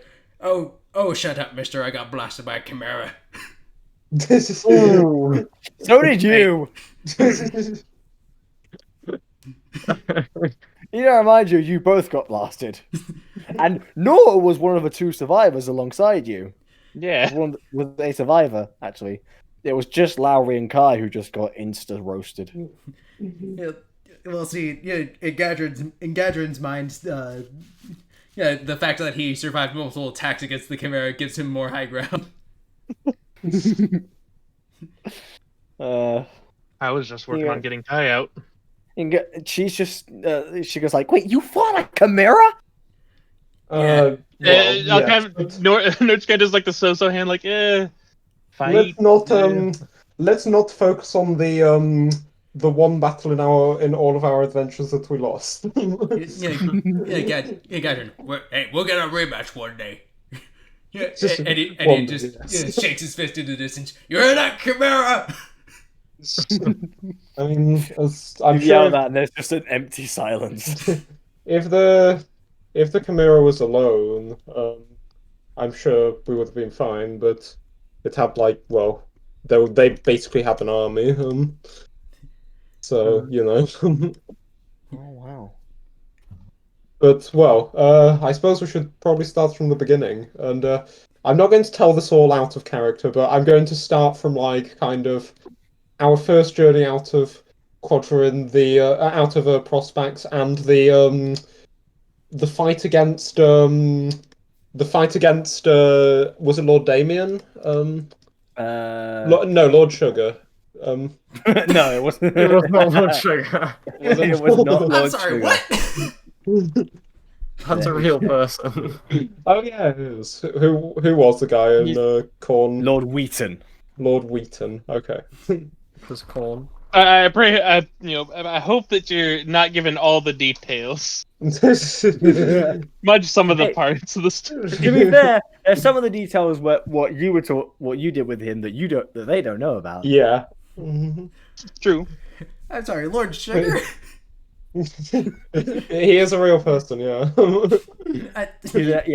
He's an actual. Yeah, If he's you, a guy. with a title like Lord Sugar, I need more than he's an actual person. He Okay, does. so you know The Apprentice, right? Like the Have you TV ever show. heard of something called The Apprentice? What Donald Trump used to host before he became president, basically. Actual One real TV person. show. I thought you guys were talking about an NPC. Oh no. No, like he's in actual IRL Lord Sugar. He's like an actual. Yeah, that's him, I see. Okay. Lord Alan Sugar. Well then. Anyway, D&D. Yep. It's been you know a bit of English history.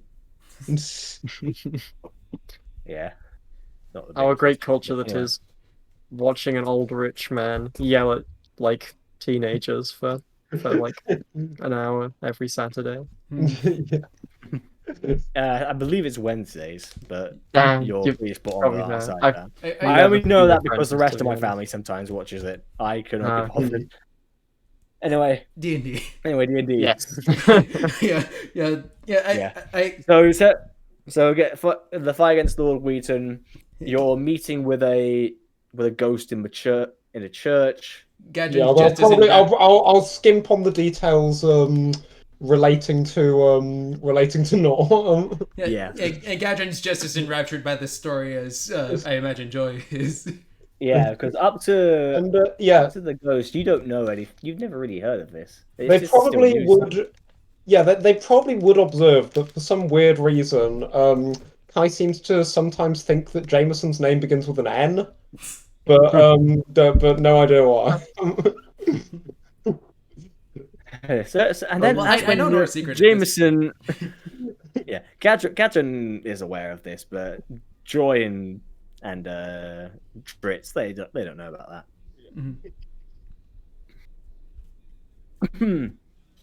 And eventually you go up to the Eastmore section where you first met Gadron and fought the Logic Cult. That's not what they were supposed to be called, but I still love that it went that way. I don't know why I love that so much, but I do. I think. And you talk about that, and then you talk about how you basically helped Shadington, how you lived through Shadington. Skipping Again. on the details of the brothel. Details, and of course the little thing with good old Whitelock. Which, to be fair, I didn't know about that. Yeah. Yeah, Guy and Gadron, you guys don't actually know about that. Only Lowry and Nor. Yep. Wait, what was it? What? When you had the visited by the Oh yeah, the whole reason for picking up the book. Yeah. Yeah. You can bet that if Kai did know about that, he would just be like slapping Nor on the back and going, "And this guy nearly got killed by a door." Yeah, thankfully there's only one other person that knows about that. Yeah, And she's taking the secret to her grave. Every once in a while, no one notices, but Lowry does kind of just do like the eyebrow raising at Nor. It's just like, you remember that, don't you? Yeah, That's not quite how I remember. Yeah, like turns his view back towards the road, like, I don't know what you're talking Yeah, about. every once in a while, Joy just intervenes with comments like, we're just like, oh wow, you fought that night and survived? Oh wow, you ripped out an imp's heart and you kept it for how long? That sounds kind of gross, actually. Are you guys mentally okay? At that point, I'm just going to go. Oh, wait until we get to the assassin. Oh no, that's a different campaign. Wait, what are you No, referring that's to? it. No, the assassin that I eviscerated. remember The we one kept that you kept in the Oh sack. yes. Which Yes. assassin were you thinking? I was in a campaign recently where one of the members got an NPC that was their wife, and an assassin, basically fighting us killed their wife, and they got very angry and like took out their eyes and cut off their limbs, and we just dragged them along the back of the horse for quite a while before drowning them. Oh God. That is brutal. It was pretty And- bad. like Who on earth? our assassin, at least he died quickly. At least No, he didn't this guy. suffer. We actively tried to make him suffer as much as possible. I'm pretty Man, sure the only thing imagine that's making missing is someone suffer and I'm pretty sure. Yeah, I'm pretty sure. Yeah, making people suffer is usually the DM's job. Hey, come on! I've been nice to you guys. Now, No. And the one time you weren't, it was justified because we were being too good at the game. well, hold on, define we, because I'll tell you, I don't think missing 80% of your shots is too good at the game. Well, see, I'm okay, so that's good not at about to make skill. up for your That's not a question of losses. skill. Anyway, so she's kind of going along doing questions like, so you were captured by these people, and they can take magic out of other people, and I'll just look a lot darker at this part. Like I'm having a lot less fun telling the story. Just yes, they can. And yeah, this of all the things that's happened to you, besides the initial attack on Prospax, which Yeah. you're obviously not talking about because Joy was there. Mhm. And you got besides that it's the quote unquote scientists that have gotten you the most on edge. Mhm. Yeah. Everyone's got their own little thing that's got them worried so far. Well, the Gadron for now is okay. He doesn't have anything too personal. Why'd you have to say that? It's scary that Tom says that as we're heading to So where Catron's like, Gadron's from. Yeah. Is this the Gadron story arc? Is this what we're leading up to? You should be very afraid. You're entering a boat. You should have seen this coming, Wreck. Oh, I saw it coming. I just I'm playing up my indignance for the comedy. Sure you are. No, really, yeah. That's something my family So does. Yeah. So this goes, and then you entered the Feywild. I mean, I've always wanted to visit that place. Sounds, well, magical. Yeah. I suppose that's kind Yeah. of obvious. Hey, Gadron just looks at North. I mean, that's one way to put it.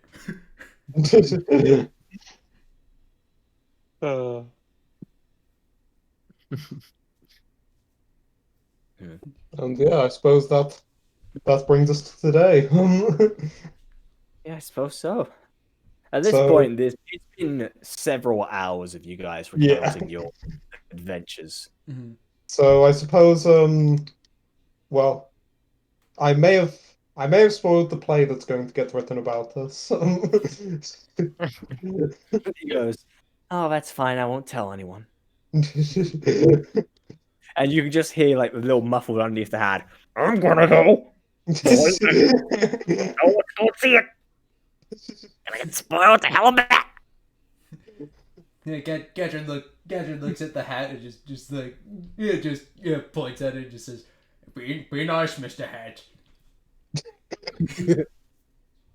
that is his name now. Mr. Hat.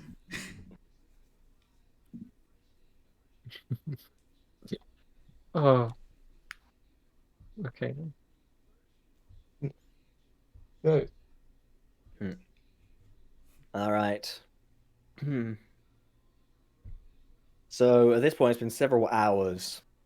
The sun is nearing its setting, and you can just see the beautiful red glow.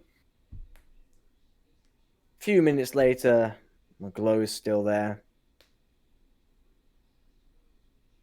About half an hour after that, the glow is still there. Did we notice this? Eventually, when behind you it is completely dark, there's still a red glow in front of you, and as you approach, you smell smoke. Guys, You that's can not a hear- sunset. No. Yeah, Gadron. Gadron's eyes widen. It's like a mirror. and Oh, he don't even joke. he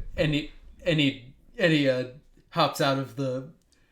Yeah, he hops out and starts trying to run at the flames. I will avenge myself. I will avenge my dignity. I will avenge myself. That's such a good line. So you're right, and you are hearing screams. And you go there, and there are people running for cover. You do notice there's one man who's running towards you, who's just going, "Please, help us!" And there, before What's going he's on? he is unable to finish, as he just gets whacked in the back and instantly killed by a great axe. Like thrown, or is it like is someone there? It's thrown. It lands clear in the middle of his head. Gadron runs up, sees the axe, and looks at where it came from. You know, I'm walking up to you, seeing these new arrivals. You do notice there is somewhat of a makeshift cart in front of you that seems undamaged by the flames, as the rest of the village is falling down. And you can hear the screams of the people still living. Most of them are female. And you do see them, they are tied up in the cart, and surrounding that, filling it up, are 2 orcs and 2 larger sized orcs who you, Gadron, you know as Orogs. Gadron's face immediately goes into a full-blown scowl. He draws both swords and clangs them together repeatedly, punctuating his steps. At that point, stepping from behind one of the carts is another orc. This one dressed in more ornate armor, chainmail, and he goes forward. He snaps his fingers for one of the other orcs to go and pick up his great axe for him, and he does that. How close to us is the great axe? How close to us is the great axe? It's about 15 feet from you at this point. That's where the guy died. So the orc lifts it up and walks back, hands the great axe to his captain. And the captain looks towards you guys, sees Lowry and Joy, licks his lips, sees Kai and Nor, just kind of shrugs, sees Gadron, and there is a smile on his face. Well, well, well. If it isn't little Gadron the baby boy. Look how much you've grown. You don't get to talk to me like that, you scumsucker. Come on. Don't you want to give your Uncle Barfu hello? No! Yeah, Gadron punctuates that no with the hard clang of his swords. Yeah, with the sound ringing out, but around him. Yeah, it's pretty obvious to the rest of you that there is a history between these two here. Yeah, I guess. Gadron, you remember this guy? Well, Rek doesn't, but Gadron certainly does. Yep. This is Barfu, an orc from one of your old crews, one of your father's heavies, shall we say. He was always a bit of a thickhead, even by orc standards. But there was one thing he was good at. It was killing, and it was taking. And that's what he's doing right now. And he seems to have found a few new recruits of his own. Though you look around and your own father is nowhere in sight. Yeah, You breathe a little sigh of relief. Well, Gadron's not thinking about that right now. He's just glaring at Bafu and he shouts, and he says, "I thought I left you to get killed by those guards." Well, it's true a lot of us did get taken, including your dear old daddy. Yeah, Gadron clanks his swords together again and just says, "You don't get to talk to him as if he was my father." Stop trying to deny the truth, mate. It's gonna happen. But, well, that's what happened to him. I couldn't really say. Apparently, some guys managed to let us slip through the cracks. Couple of us escaped. Couple of us didn't. Old Dragok was one of those people that didn't escape. Good. And I'm gonna say, from what I hear, he hates you. Good. Always nice to know when families got mutual feelings. But as you can see, I've started again from the ground up. Got my own little crew, and once I get myself a new ship, it's back on the seas, back to pillaging, back to taking what's mine, and back to eradicating little mites like you. Gadron And clanks his yours. sword together again. While these guys are talking, can I just like kind of quietly cast Mage Armor on myself? You said quietly, right? Yeah, I'm just gonna try and like, not like, yeah, just like, so they don't pay me as much attention as they might otherwise. Okay, roll stealth for me. Okay. Gadron's response to Bafu's sort of taunting is just like, well, I'm sorry to say, but you're 16. Okay, yeah, he doesn't. Bafu. Wait, hang on. Let me just roll his perception check. Yeah, no, he does not see you. Gadron responds to his sort of boasting, well, I'm sorry to say, but this much gonna stop that from happening. You and your motley, but a bunch of runts here are standing in the way of everything that we're trying to accomplish. Namely, and he clangs his sword together one final time, making sure I can do what I didn't do before. I'm wondering what would have happened if those bladed vipers caught you. You would have made quite the fine recruit. Gadron. That's enough. Gadron continues to glare, and he's continuing to walk toward him.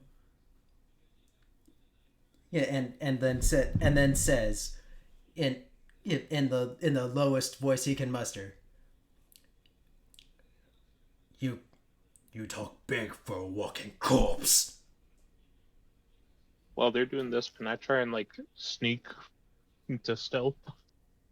Wait, is Go this ahead. something that we want? This feels like a fight that is meant that Gadron should be taking on his own to a certain extent. Like, Oh yeah. I don't know. It feels like he has a personal thing that.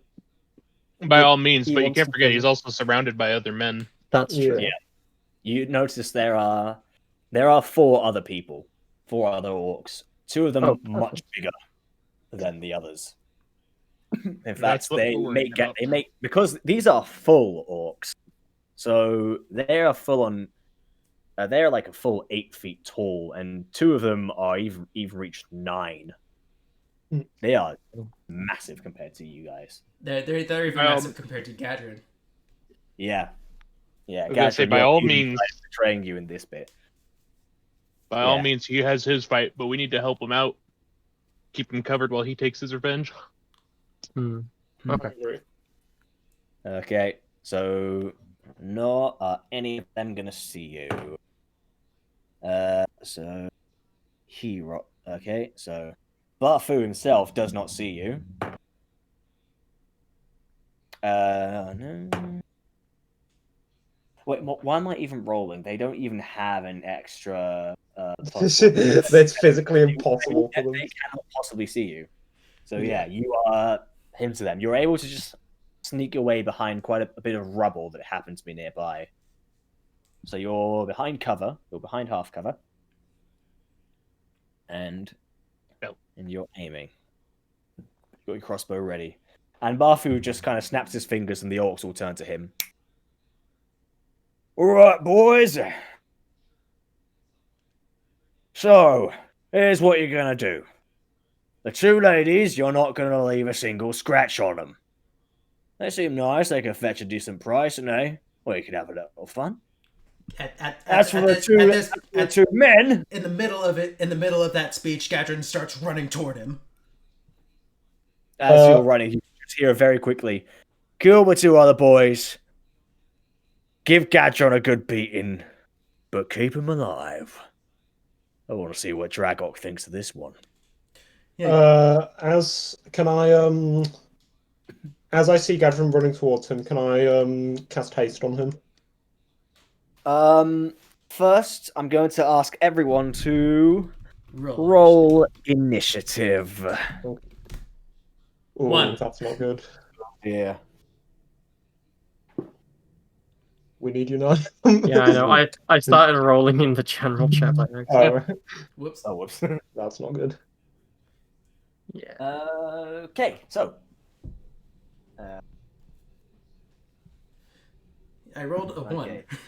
on the fight that I'm actively Oh running. no. Yeah. You know what? Given your RP and all that stuff, I'm gonna allow you to roll again. Yeah, Because that's actually in the rules as well. That's allowed. yeah, I'm willing to give you advantages for this one. 9, so better. Better. It's a shame. Yeah, we don't. Yeah, this isn't Ryutama. You can't. In the other system that Nine Die play in, sometimes you can take an action called I think it's called Survey the Surroundings, which lets you re-roll initiative. Ah.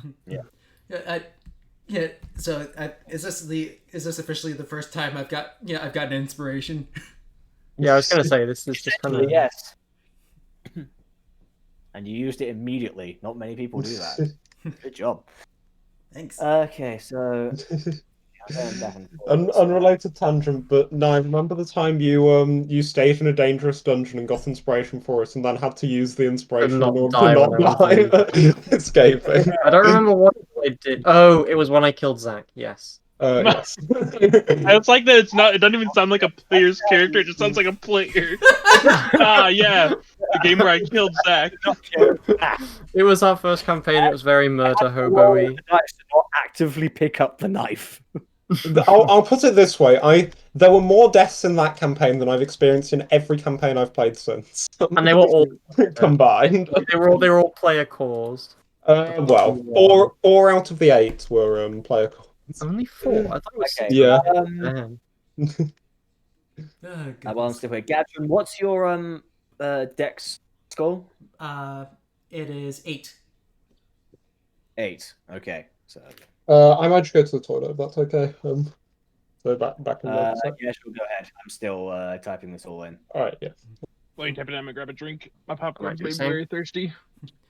I myself And to need be to use honest, the at this restroom. point, it might be about time for me to go downstairs because now it's probably going to be available. So I'm going to finish typing this up, and then I'm going to move my stuff downstairs. And once that's done, we're going to start the fight. So I'm just finishing typing Alrighty. here. It's more complicated than I thought because there's quite a few. And looking back and forth between the numbers, it's sometimes complicated to remember what goes where and all that stuff.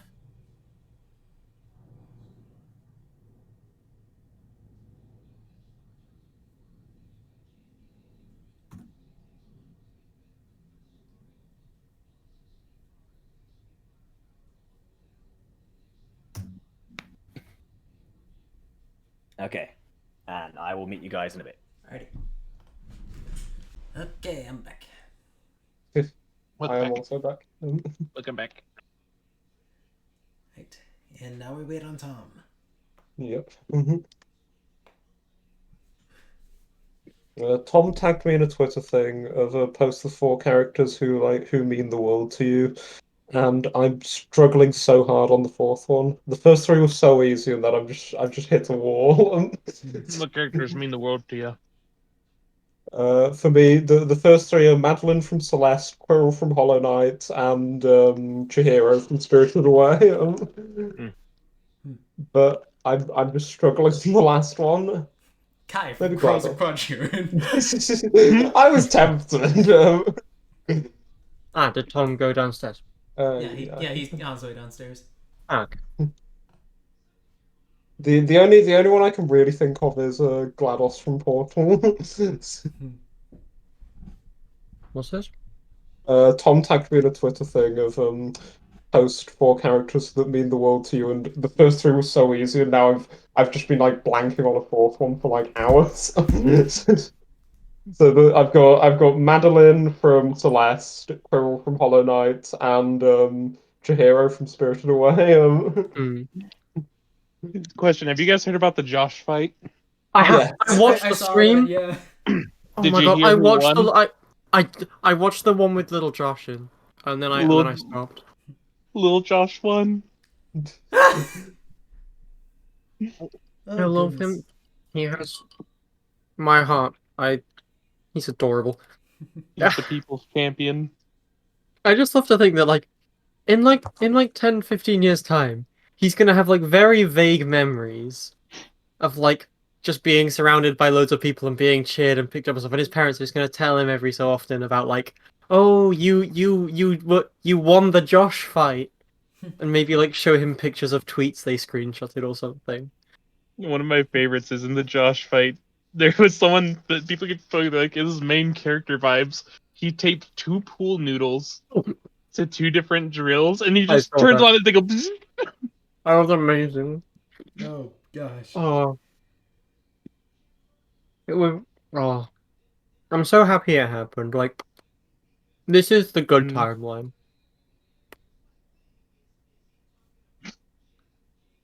I don't I mean still to have alarm to you. that. That's still. I don't mean to alarm you, George, but I just followed you on Twitter. Oh, You got a Twitter to follow? is George even here? Well, he was here when I last saw. I'm sorry, He's I gone was now. I was watering my plants. I'm back. You have a plan? Yes. What plan? I don't know. I'll be honest. It's like it's got How are you supposed to water it properly if you don't even know what it is? Then look, you take a glass, you half fill it with water, and then you pour the water onto it. It's like it's not rocket science. You're right, it's not. It's plant science. It's botany. By the by, But yeah, I'm it's got following you like on Twitter leaves. now. Oh, nice.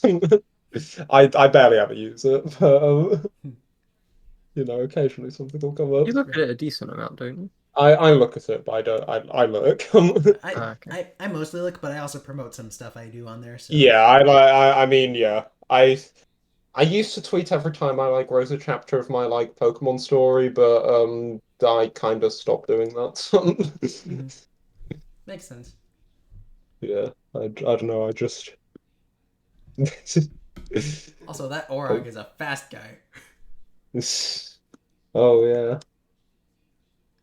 Okay, so yeah, I don't worry, guys. I have a strat. I'm going to haste both of you again. Hey, that works for me. I love the pew pew. You know. Yeah, although yeah, the drawback to haste is that if my concentration does get broken before the end of the fight, you'll both lose a turn. But I figure it's probably worth the trade-off. Of course. Especially considering Gadron's about to go to town on this guy. Oh yeah. Well, hopefully you kind of rolled some very Nor style roll there. Yeah, hey, Gadron. Except for a few occasions, Gadron always rolls bad on initiative. You also forget that Gadron can't die, so even if he does badly, eventually he will kill them. Yep. That's the goal. How tragic It's a would it be war if of this was the... attrition. Well, I'm just saying, how tragic would it be if this of all fights was the one where you died, though? How Oh, that tragic would be- indeed. Didn't even see his father. It's hard. Hasn't even happened, and I'm already feeling emotional. Yeah, that's the first time I've gotten inspiration for a roleplay thing I did. I'm kind of happy. Yeah. It feels good, doesn't it? Yeah. We I've not really. I don't. for a long time. I don't think I've really got inspiration, but that's because I find that DMs just kind of forget it's a thing. Yeah.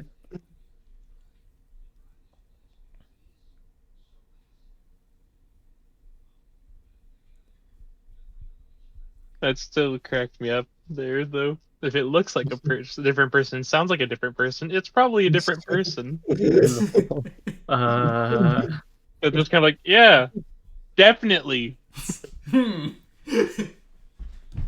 looks take pointedly from at the me. changeling.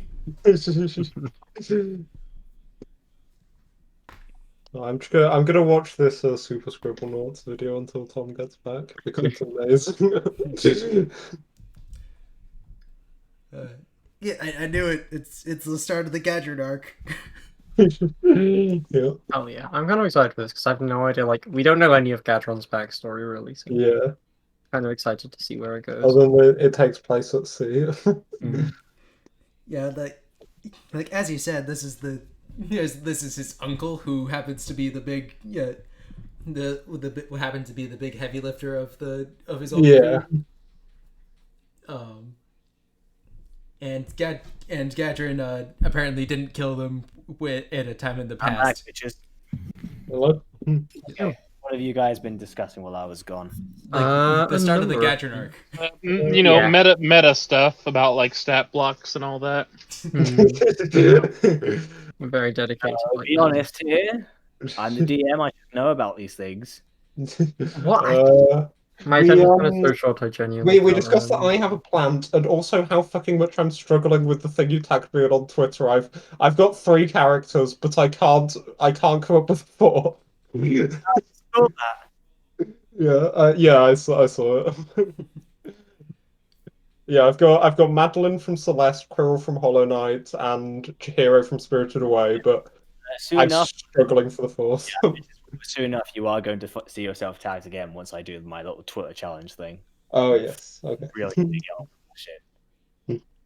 Right, very Anyway, nice. so Barfu had just ordered his guys to so Kai and Nor, you guys are set for death. Lowry, you're set for something worse than that. And Gadron, Yeah. same as Lowry. Fate worse than death if you guys can't make it out of this. Oh right. Remember, these guys are sickos. Yep. A lot of these people And are Gadron's intimately aware of how sick they are. far too much. So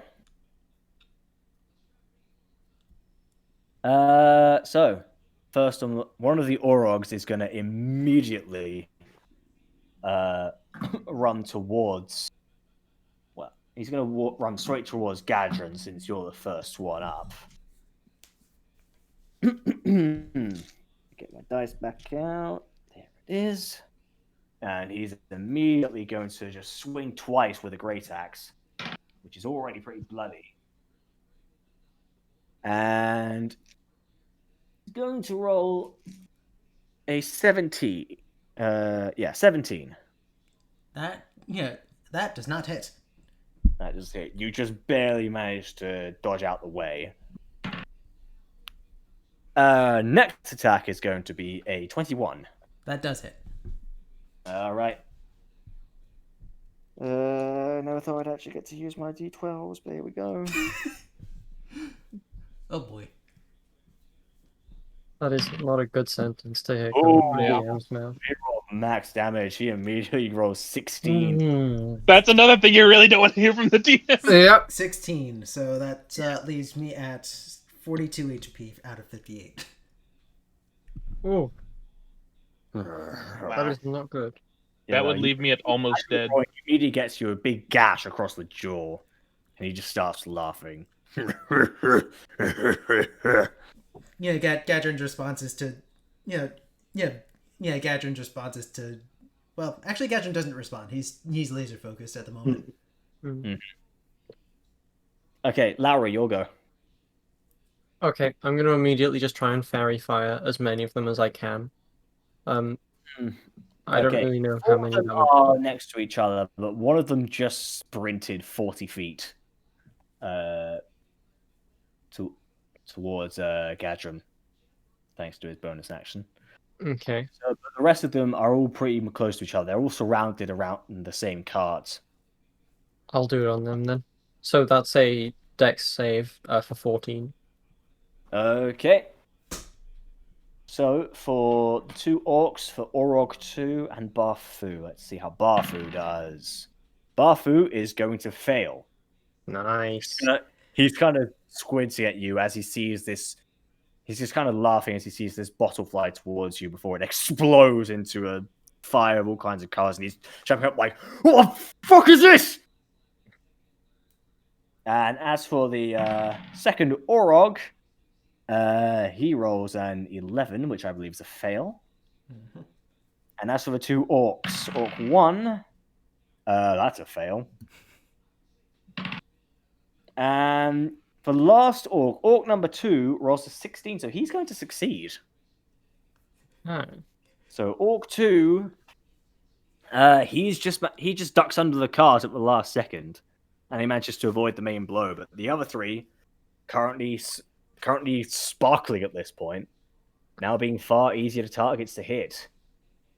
Okay. That's your main action. Do you have a bonus action? Yeah, I'm gonna tell Frey to use acid arrow, Uh, as is the as default, and I'll do it. I'll do it on the one charging towards Gadron. Okay, the Orog number 1. Okay, Yeah, okay. You do not have advantage against him because he's already. Yeah, yeah, that's fine then. I have +6 on this, so. Famous. I was gonna say it's not very likely I'll miss, but yeah. It does Damn. fly right past him, just hits the side of the cart, melting a bit of the wood. It still does. Yeah. 2d4, I think. I'll check, but I'm pretty sure it's 2d4. Yeah, I think it does. On a miss, arrow splashes for half as much as the initial damage and no extra. So yeah, that would be 2d4. Okay. So that does 4 damage on Orog 1. I'm helping. Hey, you did Fairy Fire on 3 guys. Yeah, Fairy Fire is going to be very helpful. Alright, Nor, I'll see you. All right. Well, I think I'm gonna take a shot at the one that's rushed Gadron and is currently on him. Okay, everyone's aiming for that one, I see. You are stealthed, and Gadron is next to him. You do get sneak attack. Yeah. Plus, I just gotta check what my pluses. You have stealth, so I believe that also gives you advantage, Yeah. since none of them saw you because you are very good at hiding.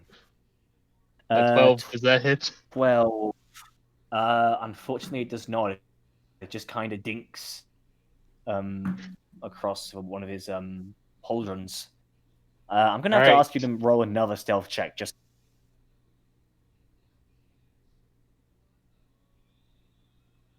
17. Does he see you? He does not. Perfect. I'll reposition.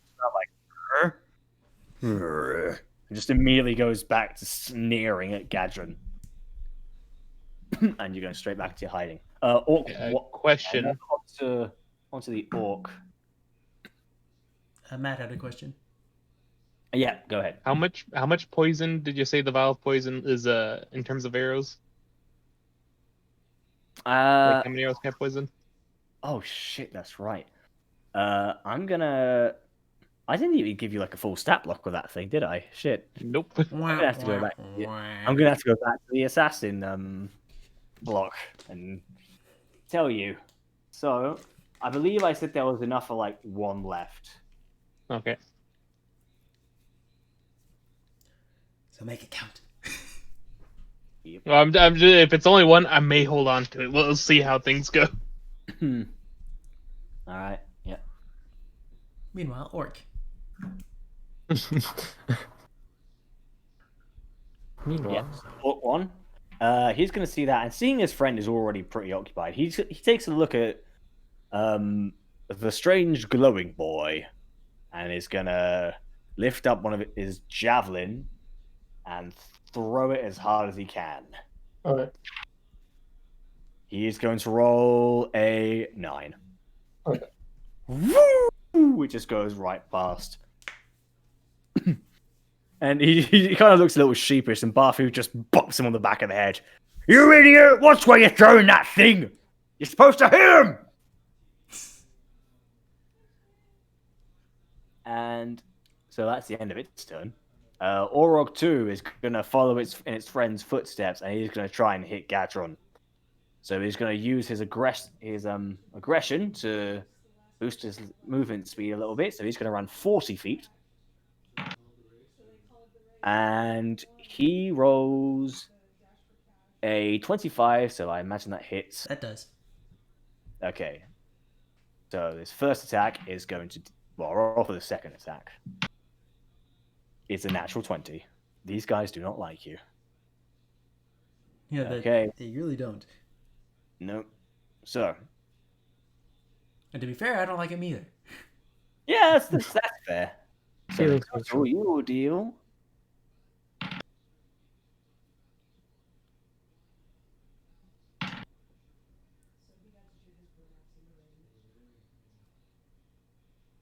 So you will take 18 slashing damage. From both attacks? Yes.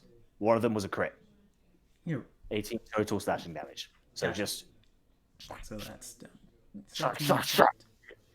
you can see he's going in like a berserker rage and he's just slamming it down on you like well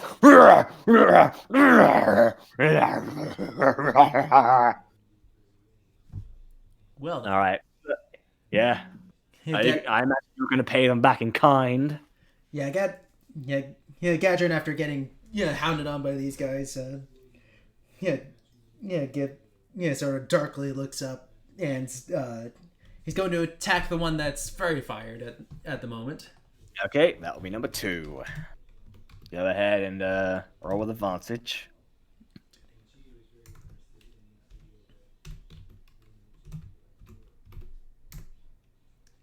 I think that hits. No, I'm kidding. Of course it does. I was about to say, what the hell kind of armor do these guys have? They got more than 28 AC. What the fuck? That hits. Roll for damage. Yeah, and on this first attack, I'm going to use a superiority dice to make it a menacing attack. Oh, you're not calling it the octahedron of dominance. That's how you know it's serious. That's how. Yeah. Yep. I was waiting No more to use that. Yeah, that's serious busyness. That's 17 slashing, and he has to make a DC 15 wisdom save to not get scared. Okay. He rolled a 5. Okay, so he takes 17 damage. That did a pretty big number, and that's not your only attack. Yep, and he's back. Yeah, and it's back to. He's going to focus fire the fairy fired one. Okay, he's gonna he sees an opportunity. He's angry, but he knows but he isn't completely enraged. He still knows a good strategy when he sees one, and Yep. you do like a little nod towards Lowry as a way of saying thanks. Yeah. Well, he's gonna wait till the end of the fight to say that. At the moment, he's just hacking him apart. 8 slashing damage every time. Okay.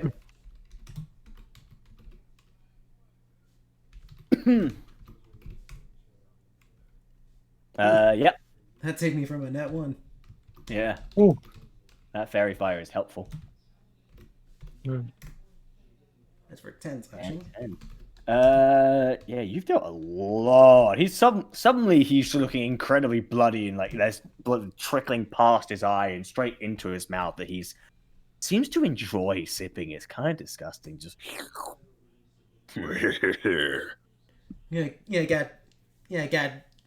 Gadron is not impressed in the slightest. Yeah, no, But- he's seen this shtick before. He's bored of it now. Yep. Yeah.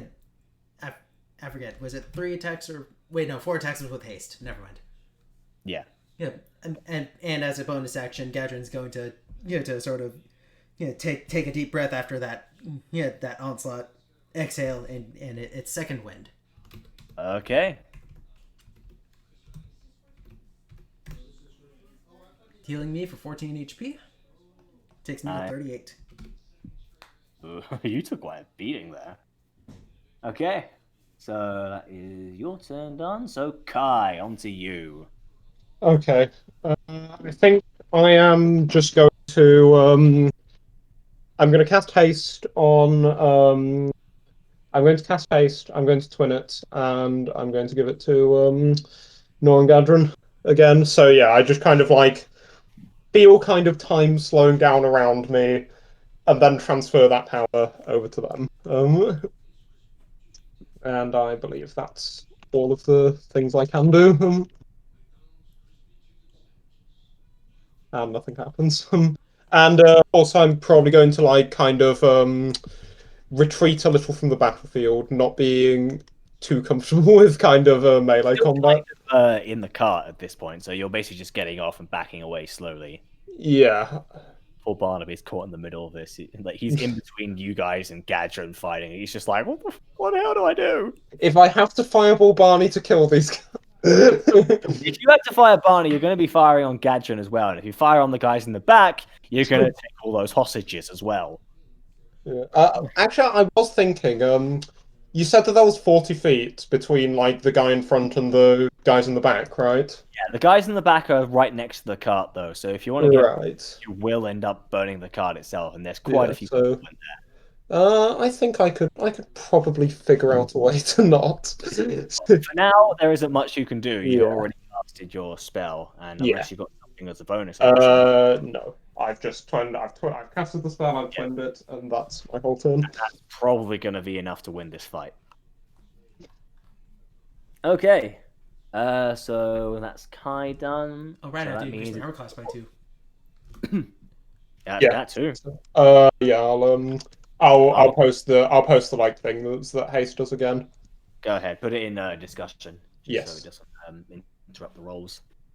Okay, so the second orc, he sees you wiggling your fingers about and this energy is flowing out, and he doesn't know what it is, but he figures it's something bad, so he's going to chuck his javelin at you. Hmm. And he is going to roll, if I can find it, it is a 19. I'm going to cast shield on myself. Okay. Upping So my AC to 21. Okay, so as it flies towards you, you just, with a swift wave of your fingers, the shield around you just glows even brighter, and as the javelin hits, Yeah. it shatters. And you can see the orcs just like, that not right. I'm gonna glare. I'm going to just glare across the battlefield at the orc. He doesn't notice. He's just like, where's blood? These orcs that Barfu found, they're not they're not the sharpest knives on the weapons rack. They're no Gadron. No, and that's saying a lot. Gadron is the smartest guy in the world, but at least he can speak. Alright, and Barfu is just going to look and goes like, bunch of idiots, gotta do everything myself around here. And he's just going to immediately walk up to you, and he's going to bark, stand out the way, you maggots! This one's mine now. Talking about Gadron, as the Orogs do step a little bit aside. Do Just they step around out of weapon you. range? No. They are within you, but now they're to both of your sides instead of just in front of you. Giving him a fairly clear shot. So Barfu is going to grab his great axe, and he's going to make 2 attacks.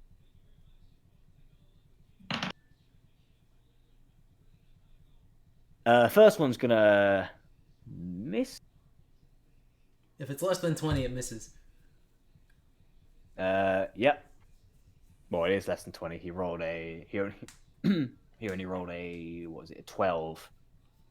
I don't think that would even hit Lowry. No, yeah.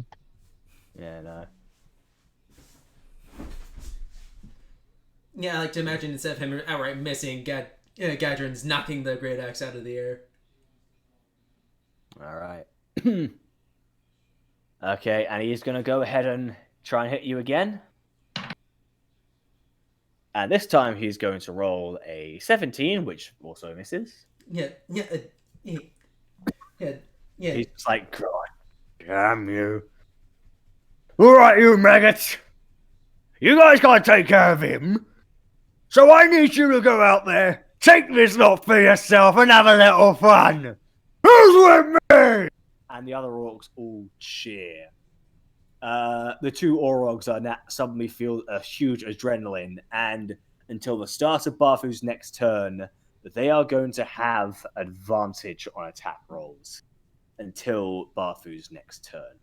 This is his battle cry bonus action. So the first Orog is going to take advantage of that, and he's actually going to walk towards the cart. Which will put him in opportunity attack range. I'm taking it. All right. Is this the one that's fairy fired? Oh, wait, no, it's not the one that's fairy fired. No, this is the first one before the fairy fire was even launched. Yep, that hits. It's still gonna hit though.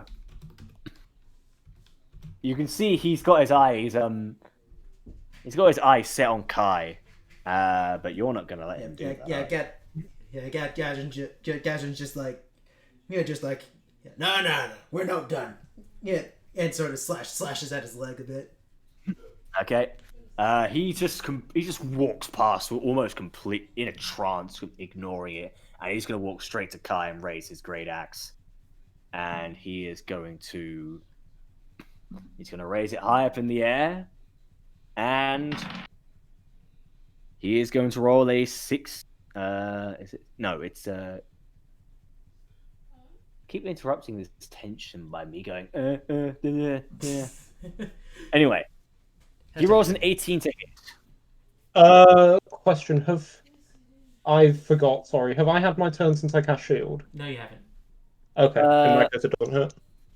You've had your reaction since the last time you cast shield.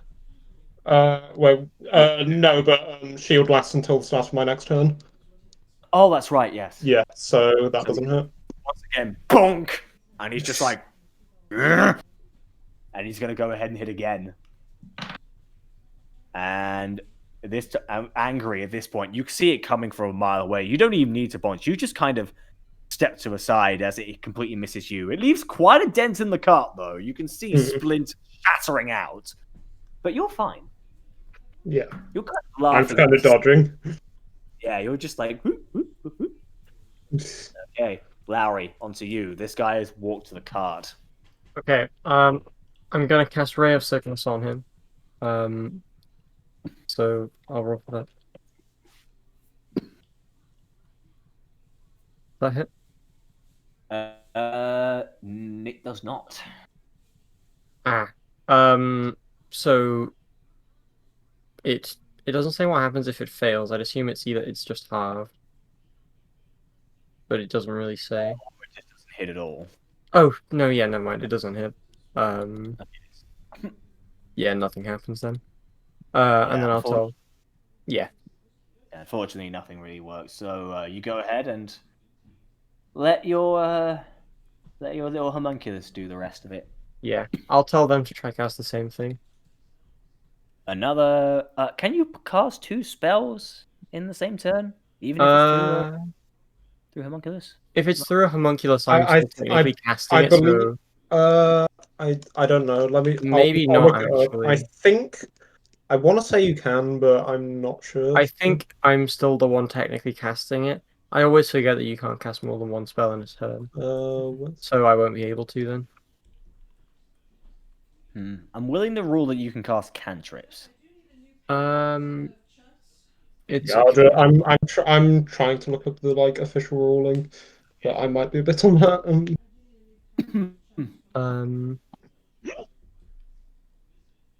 It's fine. I don't think I'll. I don't think it'll. I think I know it'll say that I won't be able to. So I'll just leave it at that for now. I think. All right. Yeah. So not much you can do. Yeah. Okay. Well, the homunculus can still attack, can it? Yes, it can. Yeah, I just don't know how I'd look it up, and I look up. didn't want to spend ages looking it up. Up there somewhere. Yeah, there are. I just don't.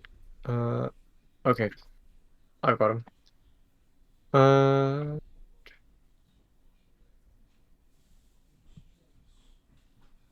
PB. What is PB? Proficiency bonus. Oh, okay. Whatever your proficiency bonus is, in this case, it's 3. Okay. So it's just Prey'll just charge up and just do like a melee attack. So it needs to go within 30 feet of it. Why do you use a D4? I believe you have to check if it hits first. I don't think it's ranged. I think it's a melee. Yeah, but you have to do that anyway. Yeah. Why do you think the Great Axe missed Kai? It's fine. I'm functional. I can't even make a Pokemon joke because you don't play it. No. You're the only one here who doesn't play Pokemon. Why does that hit so well? Yo. Well. Okay. So that previous damage roll, I'll count that as a success. So he just he flies in and just kind of how would your How would Frey actually attack? I'm curious. What would he do? I feel like for this kind of thing, I feel like Larry would have very much designed it for casting spells. So when it finds that it doesn't have the energy to cast a spell, it probably wouldn't really be able to do very much. Like it wouldn't have been designed to do anything. So it would probably just try and I imagine, I don't even know. Like sort of ram into it. Yeah, I guess so. I guess maybe bite. I feel like a bite would fit. Okay, so it opens up and you can see like a few shard gear bits that are still turning. They're actually bits from the gears that are still turning, but they also work as some makeshift razor teeth, and you can just hear like little chop. That would just you'd get the skin just pulled inside the cogs. Yeah. Pinch. Luckily it's got self-cleaning capabilities. Oh yeah. You thought of that if it gets something inside. You weren't expecting that something to be orc skin, but hey. Yeah, now it works all the time. tested it, it works. Okay, now that's my go then. Alright, that's Lowry done. So after Lowry, it's Nor. You're still hidden. And hasted, if I'm not mistaken. Yep. Correct. Yeah, you are. Alright. Question. How's the guy at the cart looking? Guy at the cart is there's two of them. Well, they're the the other one guys. hasn't moved yet. I don't think he's still next to Gadron. No, that's Orog. They're next to the orcs. carts. They're both just flat out orcs. They have not moved. They've just chucked their javelins at Kai and missed. Well, one of them missed. The other one just had it shatter against his shield. So they haven't. So they've moved. They've had their actions before, but they're still just kind of sitting there waiting for proper. Well, yeah, but was Orog the one that walked up to our cart? Oh, the Orog that walked up to our cart. He is not fairy fired. No. He's on the other but side. I am hidden. Firing. You're on the opposite side of that, I believe. Are you? Which way did you go? I imagined that I kind of went out to the side. Which side? Just out of curiosity. I'll just quickly throw an MS Paint thing. The brown circle's our cart. Yep. The red line is my path. Okay. I need a bigger line to clear. You're in sort of like a corridor, like street, basically. Mm. And then we'll put green for the orc people where they were kind of at. Yeah. This is kind of how I imagined the approach.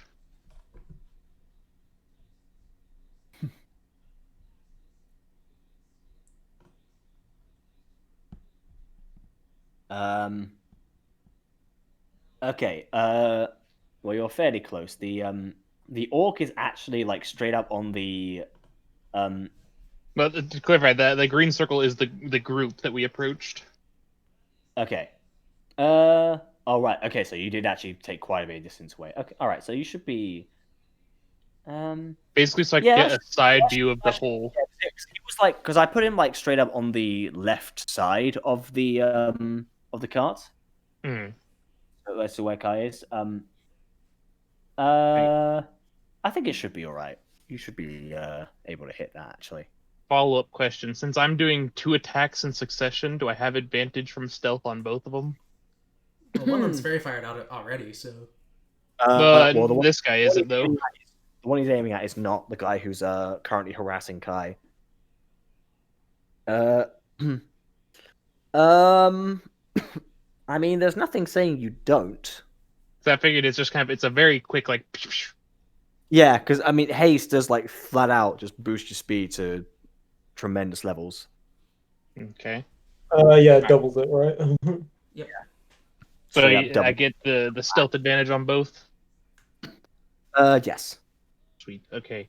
First shot. I mean, you go so quickly, like most people would not be able to see you. There's the first. 20, that hits. And that will also proc the sneak attack. Mm-hmm. Because you are a hidey boy. Yep. That's going to be actually 46. 19 damage. Ooh. Ooh, yeah, you managed to do pretty decent damage. Roll your second attack just to see how it goes. All right, and then That I also imagine hits. that's gonna hit. And Yeah, well, now I flip. don't get my bonus though, so it's just gonna be 1d4. Actually, I did do the +4 on the other. Okay, good. Well, it's 1d6. Yeah, I'm talking about the little attack bonus though. Right. Dish 4. Max damage. How'd Nice. you want to do this? Very nice. Okay, well, yeah, you straight up just, yeah, you kill him. Nice. Yeah, they both just 2 pinpoint right in both eyes. Just he tries to, he lifts his arm up one last time to get Kai, but due to his weakened state and the weight of the axe, he just topples over backwards and he's dead. All right. All right, I'll kind of point to Kai like the, I told you, we got you. I'll kind of nod at him with like a grin. All right, and then I'm gonna try and stealth again because I imagine that's someone just falling over and dying probably draws a little bit of attention. That does not go unnoticed. Yeah, Go ahead. 20. Wait, yeah, you're fine. You're all right. All right, and that's all I can do. There it is. So that's no. So one of the other orcs, he sees him fall down. He's gonna try and look for you. Well, he's all. He's gonna Yeah. be very hard. I should mention also that particular orc is frightened of me since he failed his whiz save. No, that's that was an orog, not an orc. I meant aura. Because the orc, yeah, yeah, that was no, but we've got orc 1 first. He's gonna try and Oh right. who's been standing at the back. He's terrified, but I hate to be the bearer of bad news, Matt, but he rolled a natural 20 on his perception check. Hey, fair's fair. Yeah, he sees that and he goes. Now he's gonna walk over to where he thinks it came from, and he looks right at you as you sees you crouching. Like mid reloading the little crossbow. Just oh hi. Now keep in mind, you are hasting, so you get +2 AC, and B, Yeah. you are behind half cover. He has disadvantage because you are sort of behind some of the rubble that fell over. So he's going to make his attack. He can only attack once. I'm gonna roll. Okay, so he rolls a. Yeah, he rolls a natural 2. He just kind of bops the wall, and there's a bit of stone that pops out, but nothing that hurts you in particular. And he's just like, All right. yeah, but you are completely unharmed. The second Orog, he knows what his guy just said, but he also wants to see Gadron taken down before any risk, because he's pretty weakened, and as mentioned before, he has advantage against you thanks to the cry. Well, also, I should mention this is the one that's frightened of me because he failed his whiz save. That's true, so it cancels out. Mm-hmm. So it's just going to be 2 flat attacks. The first one is only going to be a 10. Yeah, that wouldn't hit. Yep. And second one is going to be a 12, which also misses. Yeah. So he sees you kind of scared, but still hearing his boss's cries, and he goes like, and swings his axe twice, and you just duck under them both. Yeah. Like, I like to imagine it's more of a like the quick side steps that you see in those action films. Yeah, just. Yeah, your senses are laser focused at this point. Speaking of which, it's your turn. Yep. Yeah. After that dodge, Gadron just sort of cracked his neck, and goes for the attack on this guy again. 19. Does that hit? Yep. All right. And that's going to be 11 slashing damage. Oh, he is barely hobbling, but he's just about standing on. Yeah, yeah. Have a second. It'd be a shame if I were to attack again. That's true. He's just like, I'm still alive. Oh! Oh, That is entirely. Do you know what? Don't even roll for damage because he's literally on 1 HP. Just here, Gadron. I mean, that Yeah, in some cases that we consider a waste of a crit, but in this case, though, he's just like, yeah. What Gadron does is at first his right sword crunches his shoulder, and then he just kind of punches the dude's stomach hard enough to send him flying off of the sword, cutting his head off in the process. he literally punches him through the sword. That's cool. All right. And for his next trick, he's going to turn to Bafu. Bafu and with his 60 movements going immediately be up in his face. Bafu's actually, remember, Bafu's already walked up to you. Oh, he has? I thought he was Yeah, still next to 'cause the he- cart with the other guys. No, the other two guys next up, but he walked up and tried to attack you. Remember? He I actually did thought a he pretty threw decent number. No. He okay. Normally the battle axe thing I did just for flavor. Normally he can't do that mechanic. I see. Okay. So I'm sorry. He knows you're a lot easier to kill. You're a lot harder to kill than some random dude running for his life. yes, He's willing to put in a little more work. yeah, so Gadron upon punting that Orog turns to Barfu. Yeah, does a complete circle around him with his movement. Yeah, and segues that into another of his attack. And remind me, he's fairy fired, right? I don't think Yes. so. Oh, is he? 24. So is this an action surge or just your No, third this is my attack? third attack. I'm not sure you're allowed to move your extra attack onto other targets. I think it has to be for the same target. Well, this would be my I do have the bonus action with the offhand sword. All right, true. This would be the bonus action then. Yeah. Yes. Okay. Well, it hits, and I can close the Orok tab now because they're both dead. Yeah, and this one's another superiority dice for a menacing attack. All right. 17 slashing. He has to make that aforementioned wisdom save. Okay, let me just put the damage first. So 17.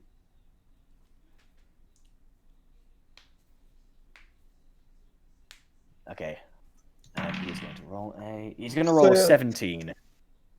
So that he does not get frightened. However, No, he looks at you and goes, "Cute." Gadron's outright snarls at this point, and now is when I action surge. I had a feeling it was coming.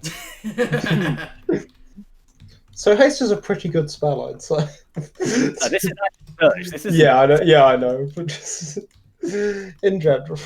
That hits. Yep, and this time it's another attempt at a menacing attack. Okay.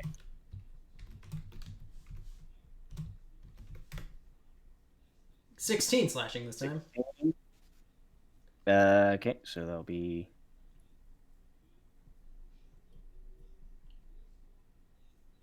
Okay, and will he save this one?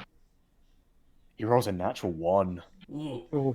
Yeah. So Like the first time, it was kind of cute to see you make one more attack against him, but then you kept going. yep. He's always known you as just like the mama's boy. When did you get so aggressive? Yeah. He has not really paid attention to how much you've grown. Yep. And to make matters worse for him, there's still another attack to make. That's true, which hits. Yep. You rolled 2 18s in a row, goddamn. Mm-hmm. That's another 9. Okay. And that's one more attack for the action surge. Mm-hmm. One more attack for action surge, and then you've got the haste. Yep.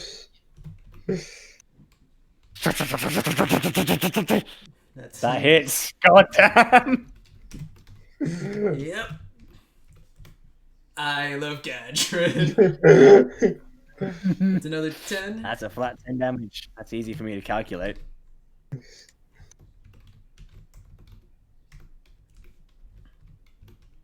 So you still got a couple more to go. One last one. Yeah, well, actually, no. Yeah, there is one more after this.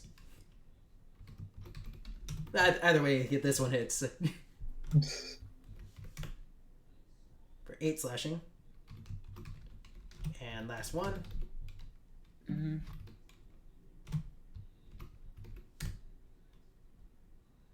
Flat 20. That hits.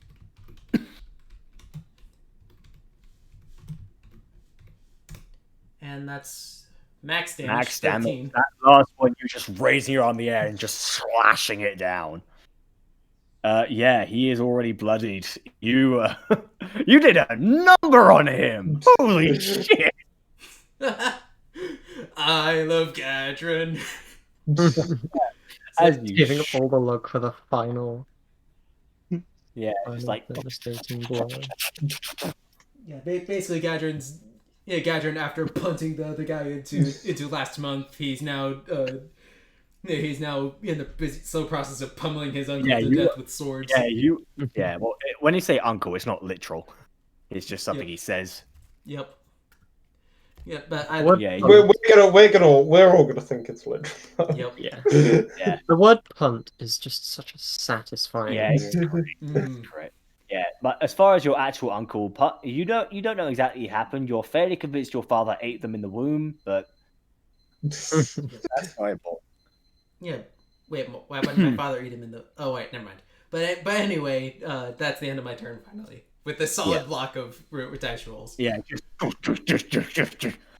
He okay. It basically I did. Yeah, he first did the little circle around and slash to. Yeah, as the intimidation factor, hit him again, and kept up the assault like almost faster than the eye could see.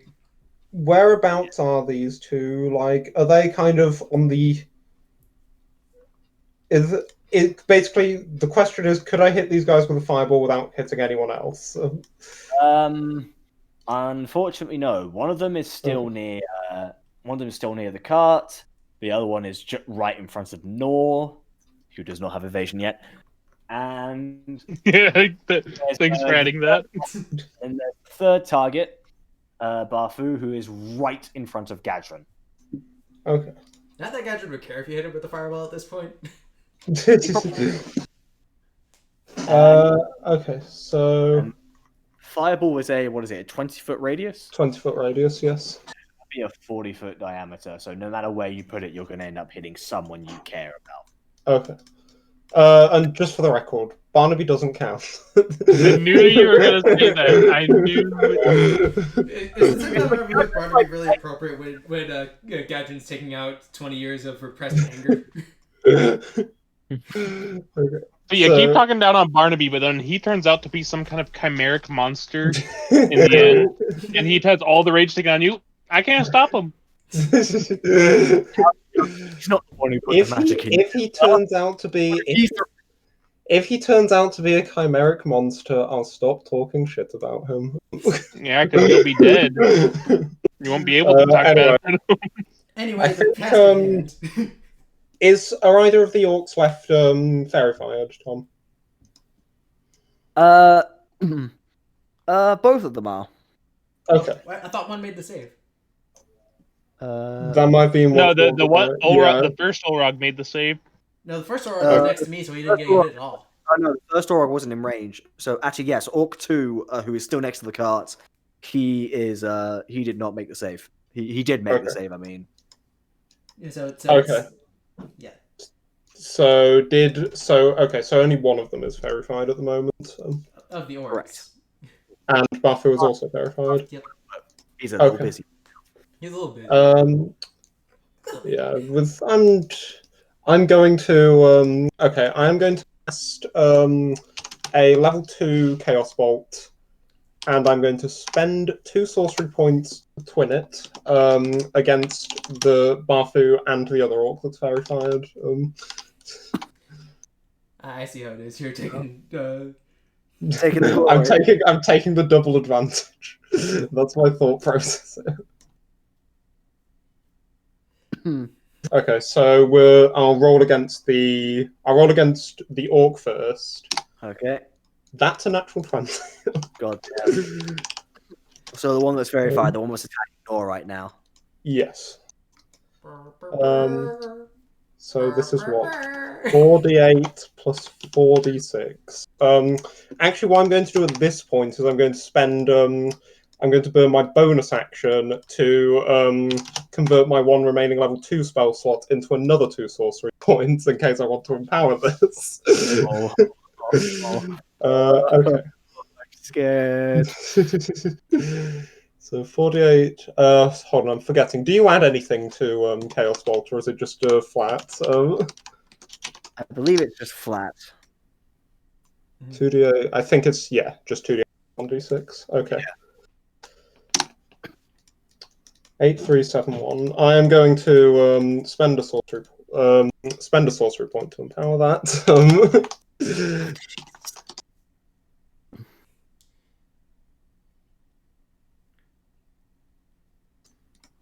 So 8 plus 7, I'm keeping those, plus 2d8, plus and we'll keep the 6, and then we'll reroll the 3d6. Okay, so 46 damage, and that is the effect I was hoping to achieve. Given that I now have 3 8s in there, it's going to leap. So all 3 of them at the same time. So yeah, that guy takes 46 damage. Okay, and it's going to leap to the other guy. Yeah, it's So, going to leap to the other orc. Before we go on, what type of damage is it? Thunder. Yeah, he just straight up explodes. Like when Nor was looking at an orc about to try and attack him, is now something just a pie. It's just a shower of blood and an orc skeleton that collapses onto the ground. You can see the hostages are horrified by that sight. Yeah, and okay, while we're here, I'm also going to use my Tides of Chaos on this one to give me advantage. Oh, Okay. So what did these orcs do to you? They did. That's an 18. Let me just. So that's just on the regular orc. So what's the armor class? Yes. Yeah, that hits. Okay. So 2d8 plus 2d6. He's going to take 20. We'll go for lightning damage. Keep with the storm theme. So I just kind of like completely and utterly cooked, literally. Like this guy was just standing around wondering what he could do to help, and then next thing you know, he's struck by lightning and he's dead. Okay. Wow, Jesus Christ, man! Yeah. Okay. So now I'm attacking Barfu with another 2d20 with another advantage. God damn! So that's a 16. Hold on. Oh no, I can't do that. 16. That's just gonna barely hit. If this leaps off to Gadron, you might be next. Gadron's too angry to realize who's attacking. Okay. Who's attacking at this point. Okay, I'm going to actually. No, I'm not going to risk it leaping. I don't want to like nearly kill Barnaby again. Does 11 damage. And this is going to be once again. We're just in keep with the theme, lightning damage. Okay. So, what you guys have seen is while Gadron, while you've been waiting on Barfu and everyone else has been busy hiding or casting spells, Kai has been summoning a literal storm. Yeah. The entire town. And yeah, I'm kind of raising the land, just like it starts raining gently, so the fires are starting to be put out, which is fine. And the first orc who's noticed this while trying to rip his mace out of the wall, from when he tried to attack Nor, just looks at it and just kind of laughs for a bit before suddenly just and before he knows it, he's basically just the sound of a thunderclap, not from the clouds, but from within the town square itself, and he just explodes. The second one sees this because he was not far behind. It just goes like, "What happened?" A lightning bolt. Yep. It just utterly fries him. And then finally one more lightning bolt comes down and hits Barfu straight through the head. But he's still standing. Yes.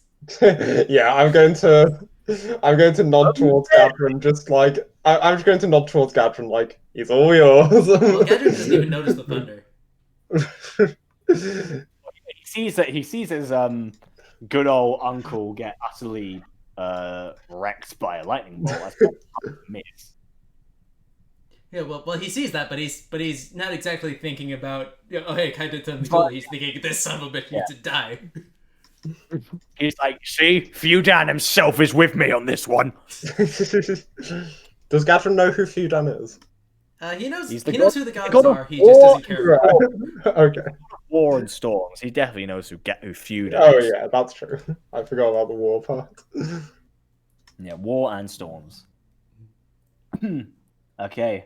Barfu looks at it and goes like, he looks around a bit, sees our men go and goes like, Well, I see your little friends are a bit more than I expected.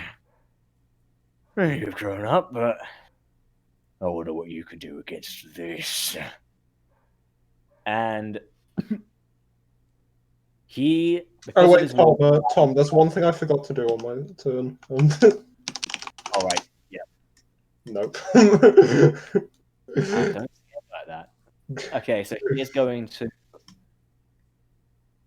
He's going to. Okay, and with his one last attack, he's going to make 3 attacks on you, and because of his battle cry, which is still just about in effect, he still has advantage against you, Gadron. Well, he's also frightened of me, so it's cancelled out.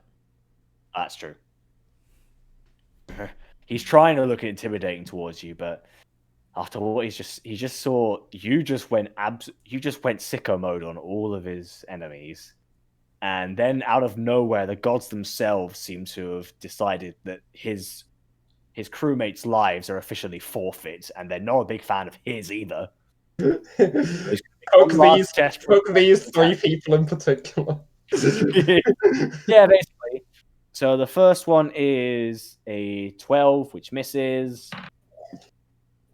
The second is a 14, also misses. That's 11. So he misses all of them. He's like screaming. He's trying to make it look like a scream of like war cry, but you can hear that for the first time since you first left that ship, he is terrified of you. Yeah. You got Gadron at the moment is making a show of how casually he's dodging Bafu's attacks. You can hear him swing each swing is just, why won't you just die? Yeah, Gadron glares at him after that moment and says, You like catch his axe in one of your swords, and you just bring his face towards you. yeah, and I say, because Dragok hasn't yet.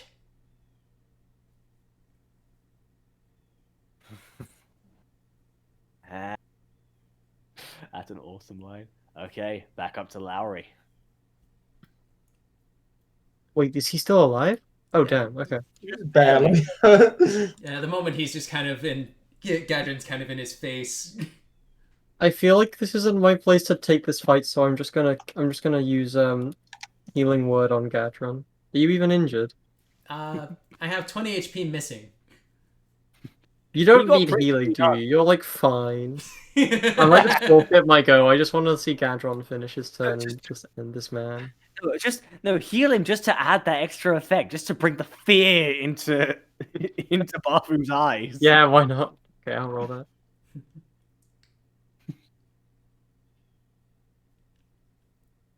D4 plus 6.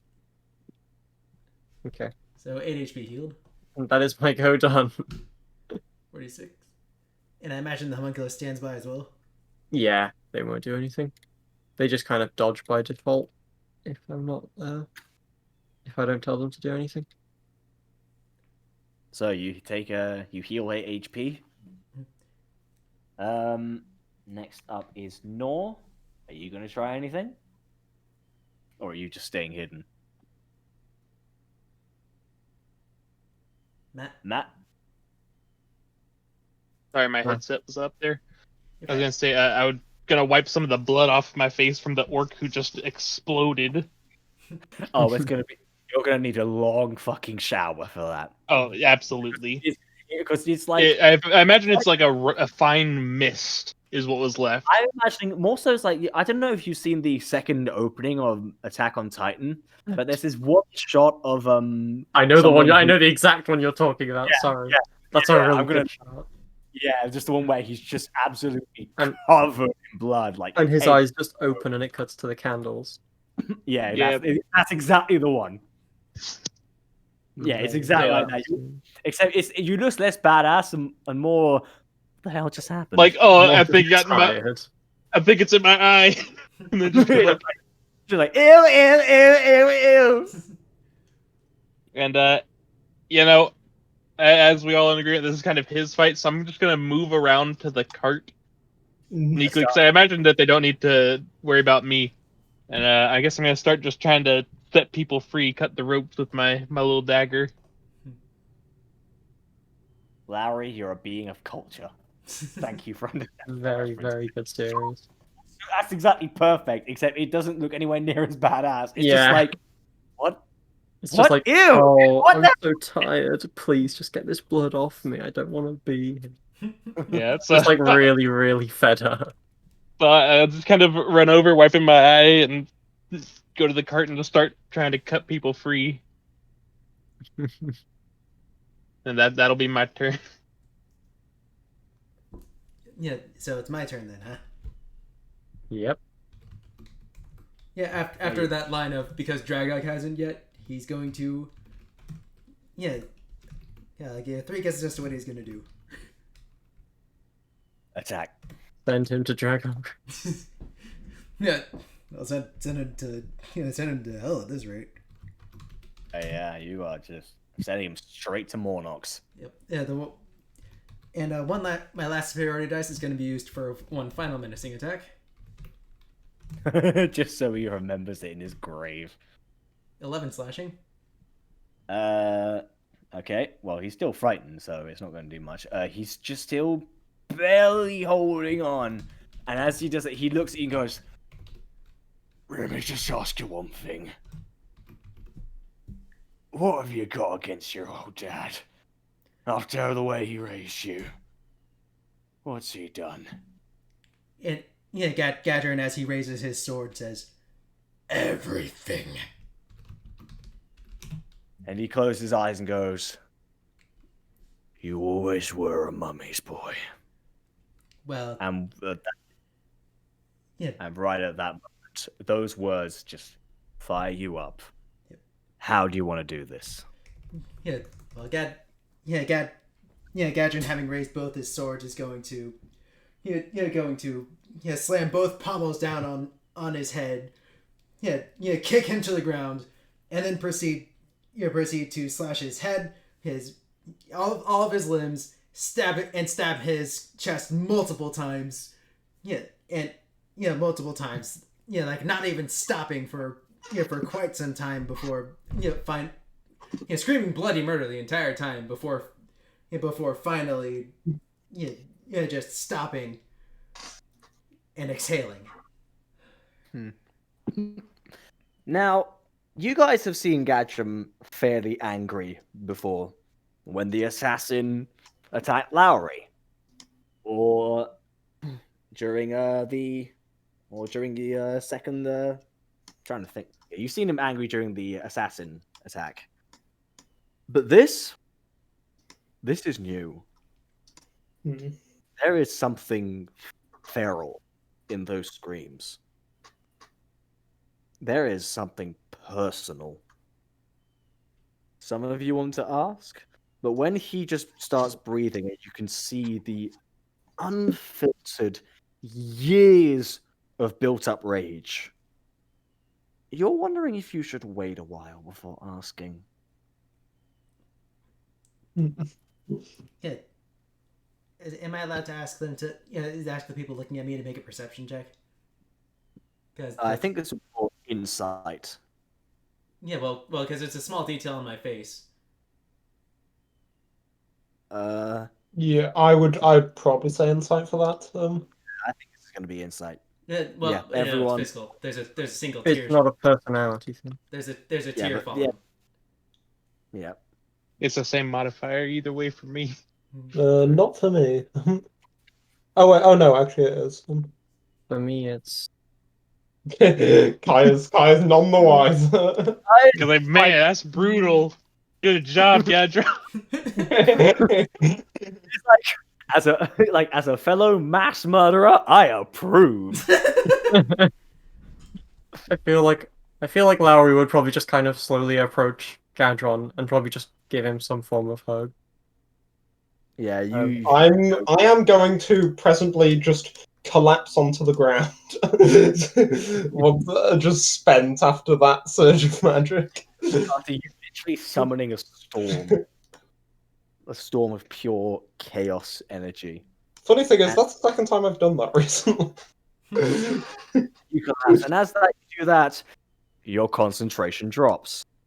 The haste drops. Yeah. Oh, Gadron just collapsing. Gadron, you were kind of already winded anyway, but at that point, you're just sitting there, just barely holding yourselves up. You're still on the knees, holding your upper body up with your swords stuck right in Barfu's now messed up corpse, doing all you can not to fall over or worse, burst into tears. The only thing that you can find any comfort in is Lowry's support. Nor you notice this tear as well. And you realize you're probably not the only one keeping major secrets. But you've got some people to rescue. Yeah, I'm probably eventually going to get up and just kind of just walk over silently and just start cutting some of the ropes. All right. And yeah, I'm kind of thinking, I can see why the gods forbid this. Yeah. You can see all the women coming undone is just saying, they're just like, thank you, thank you, thank you, thank you. They cannot muster anything else after what's just happened. They realized these heroes came in from out of nowhere and decimated their attackers. Yeah, I'll just kind of nod. Some of them aren't evil; they're just running straight to their houses where their husbands and children were hidden under their orders in order to keep the bloodshed to a minimum. There were attempts to keep the bloodshed to a minimum, but as you saw by the guy falling over, it was not entirely successful. Mm-hmm. Some of these orcs, especially the ones in Dragok's old crew, they just love the carnage.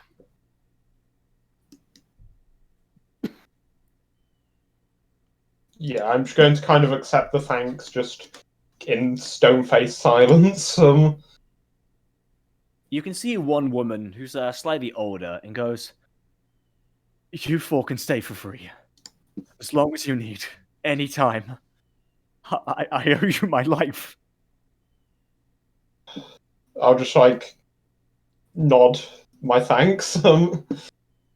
And free food, free anything you want. Or just kind of look over drinks.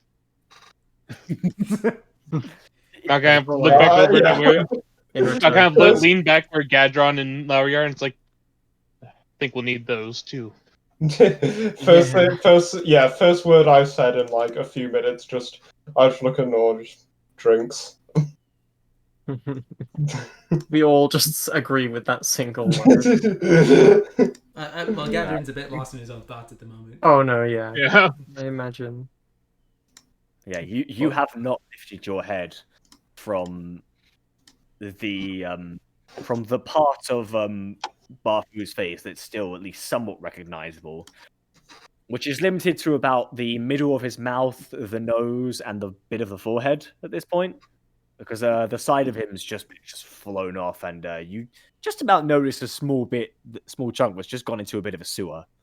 So that's gonna be nice for the drinking water in the future. There was a sewer nearby? It's a city. They're gonna have a gutter. Touche. Well, not a city, it's a village, but they do have a gutter.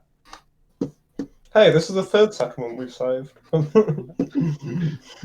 I think after a bit of setting people free, once we've got the majority done, I'll kind of leave it to Kai and walk over to Gadron. Yeah, you are. I'll just keep on cutting. You barely have a couple more, Nor, before you are just pooped. I'll kind of head towards Gadron and pull out the whiskey and kind of offer it to him. Here. Yeah, Gadron like sees it in the corner of his eye and weakly waves his hand. Trust me. It helps with complicated feelings. There's nothing complicated about what I'm feeling. He tries to pull his swords out of the corpse, doesn't, but finds for the first time in quite a while he doesn't quite have the strength to pull them out first try. Go ahead and roll me a strength check with disadvantage.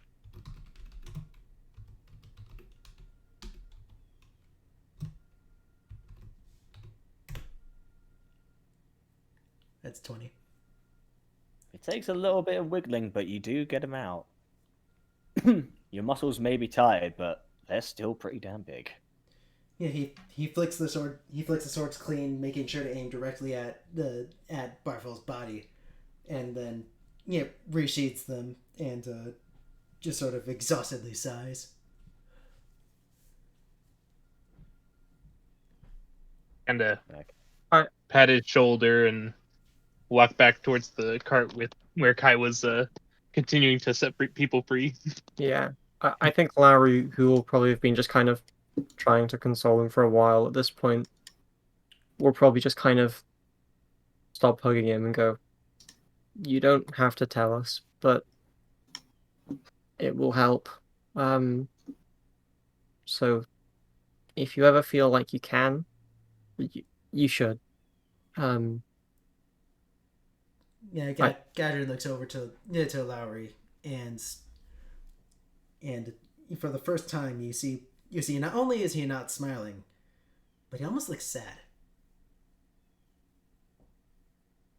I think Lowry seeing this, she'd probably somewhat almost feel like crying herself, like swelling up a bit, and just give him one kind of final really tight hug, and then Gadron returns it, and then she'll probably wander off to just kind of let him process things on his own for a bit and go help the others.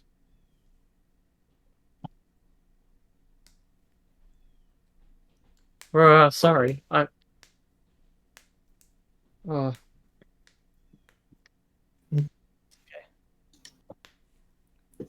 So, you guys help out, and it takes a while, especially since Kai and especially Nor are both exhausted after the events of today. and Gadron's pretty damn exhausted. Gadron, he's exhausted, and also he's a little too. There's too much going on for him to even notice the need for help when it comes to untying the villagers. You're feeling a lot of things: sadness, grief, most of all, rage. One that you thought you'd set behind yourself years ago, but now it's back.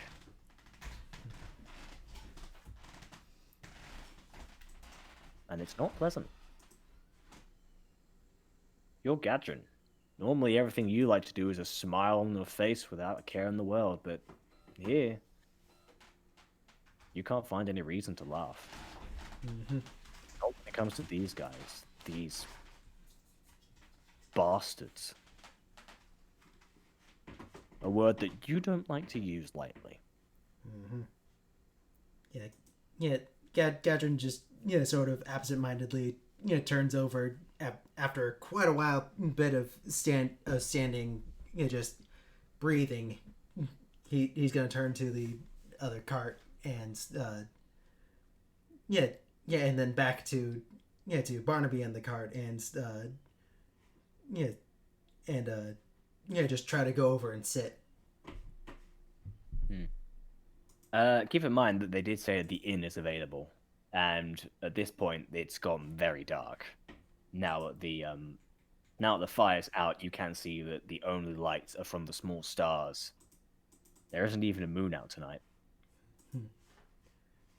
Well, we do still need to get the cart into a place that isn't the middle of the road. That's true. You notice, you ask around, and eventually you do find one barn where there's a small part of it that managed to survive the fires. And So you're just about park Barnaby in the cart in there. Mm. And after that, I assume you're going to head straight to a tavern, because I imagine you're free. Yeah, I think I'm not even going to like eat or drink. I'm just going to head straight for the first bed I find. Yeah, Joy and Fritz, they've kind of seen everything happen, and they go, and they realize that, yeah, they miss more from your adventures than they thought. Because they know you've done a lot, but now they realize you've all grown so much before.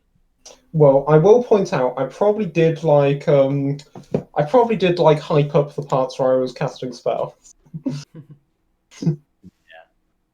But you never describe them as like, Yeah, storms. this is a level of power you haven't experienced in quite a while.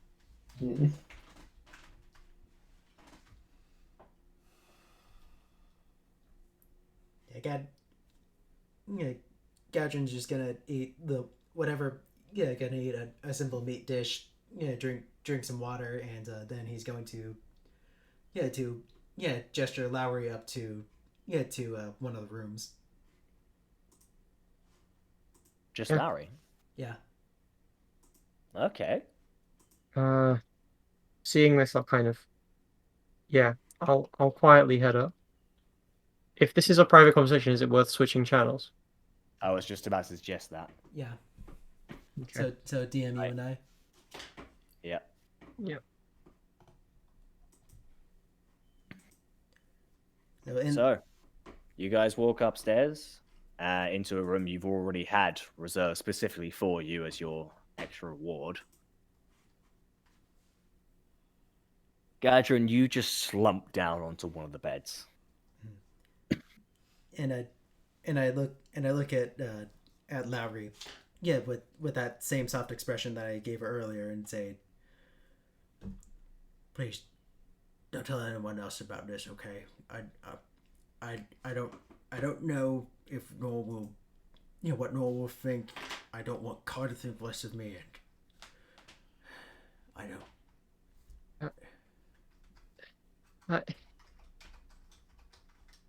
Okay.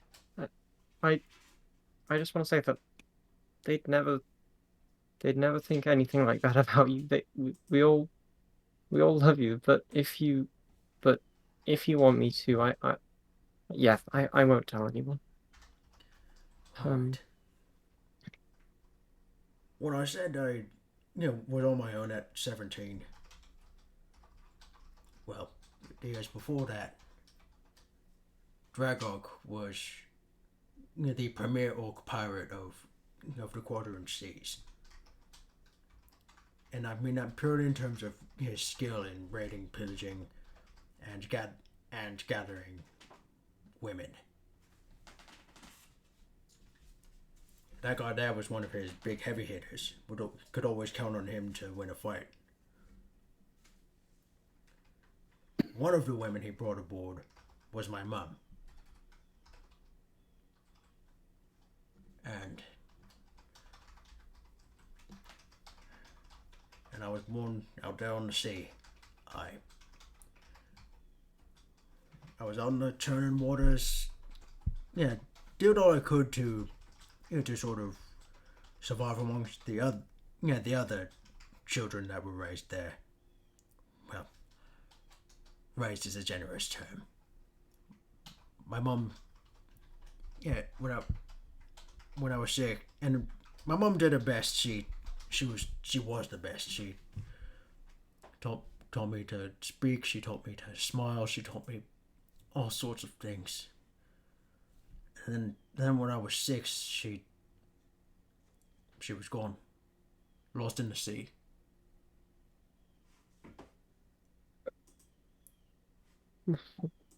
What do you mean gone?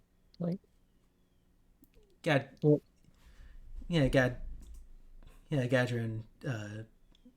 He takes a deep breath and sighs. There was one night where I caught her on the edge of the deck, and that was the last night I saw her.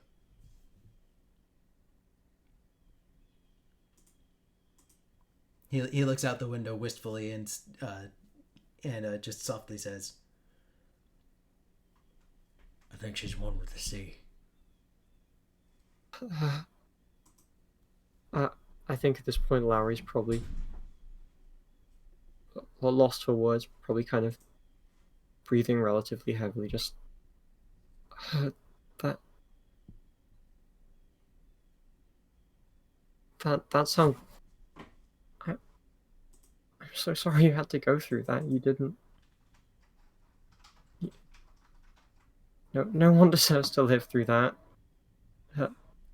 Gadron Jack just sort of almost chuckles and says, "Well, most people aren't me. I managed to survive for a few more years after that.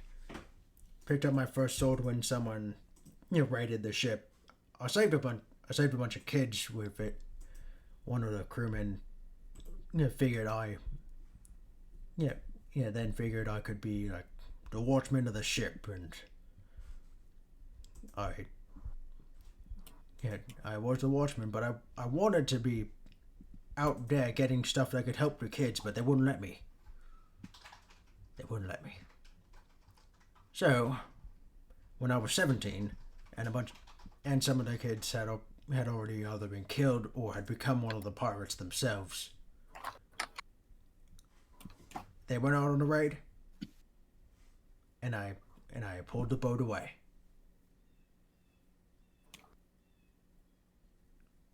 You just left without them?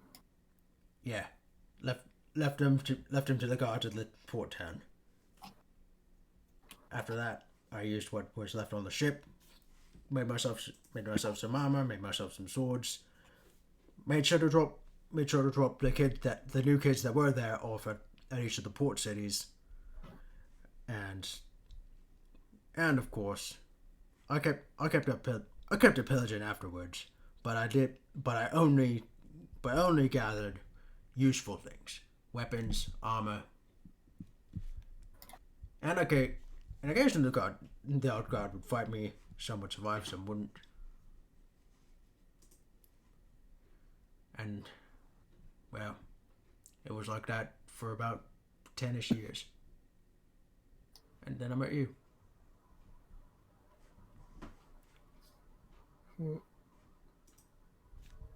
Wow. You were alone almost all that time. Or did you have crew members or just? Gadron shrugs, because the thing I heard of that was Franklin. And I'd occasionally make a few friends in the port towns.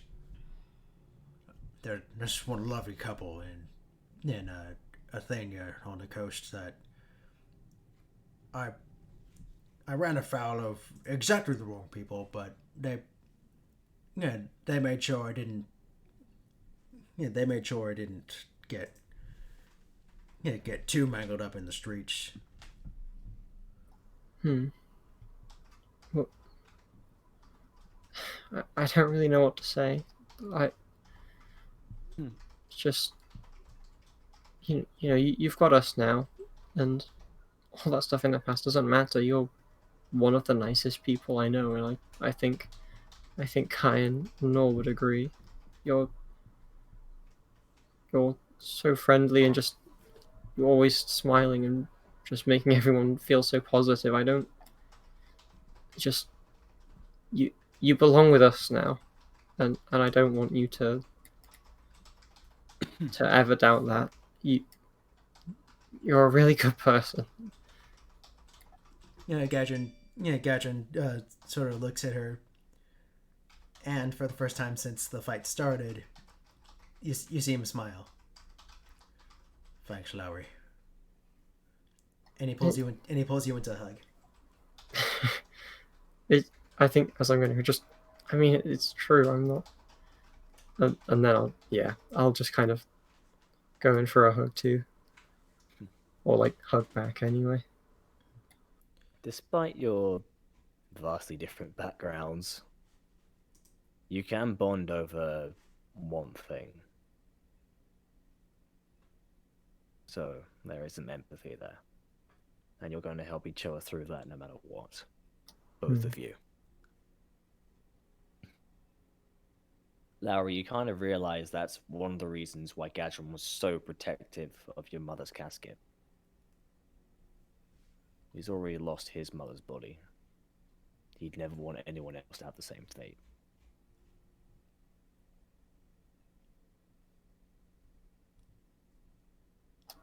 Oh, back to the Parrot. Okay. Hello. Yep, we're back. Larry's a full-on secret keeper. Yeah, that's actually something I was just talking about there for a sec. Mm-hmm. She knows all the sad backstories. I am broken. Except Kai. No one knows Kai's. Because Including Kai. Including Kai. No one knows Kai's sad backstory because what we're playing through right now is Kai's sad backstory. I was about to say, it's like all his friends' tragic deaths is going to be the sad backstory. Yeah, the Prospects burns up and everyone is dead. Nah. It's, I've got plans for it. It's not going to be quite that simple. You've got plans for his tragic backstory. It's not going to be as simple as Prospects burning down. Prospects going to burn down in a complex manner. like a Rube Goldberg machine. Yeah, exactly. Oh gosh. It all starts with the grand reopening of the play. No, I'm kidding. I mean, to be fair, you did send a criminal to join up with the new theater team. Hey, reformed. He was genuine, alright? Yeah, I don't think he's a criminal anymore. I'm pretty sure he didn't really record that to you. Yeah. That was kind of an auto successful insight check, honestly, in my eyes. Every time that guy thinks about doing crime, he's going to get PTSD. Yeah. Okay. But yeah. And so you guys all, Kai and Nor, you're both wondering what Gadron and Lowry could be talking about. Whether you're going. I probably don't even know that they're talking. Like I'm probably just fast asleep already. Yeah, you're just like sleep. Yeah. Exhaustion along with free drinks. So. Yeah, true. So you guys don't care.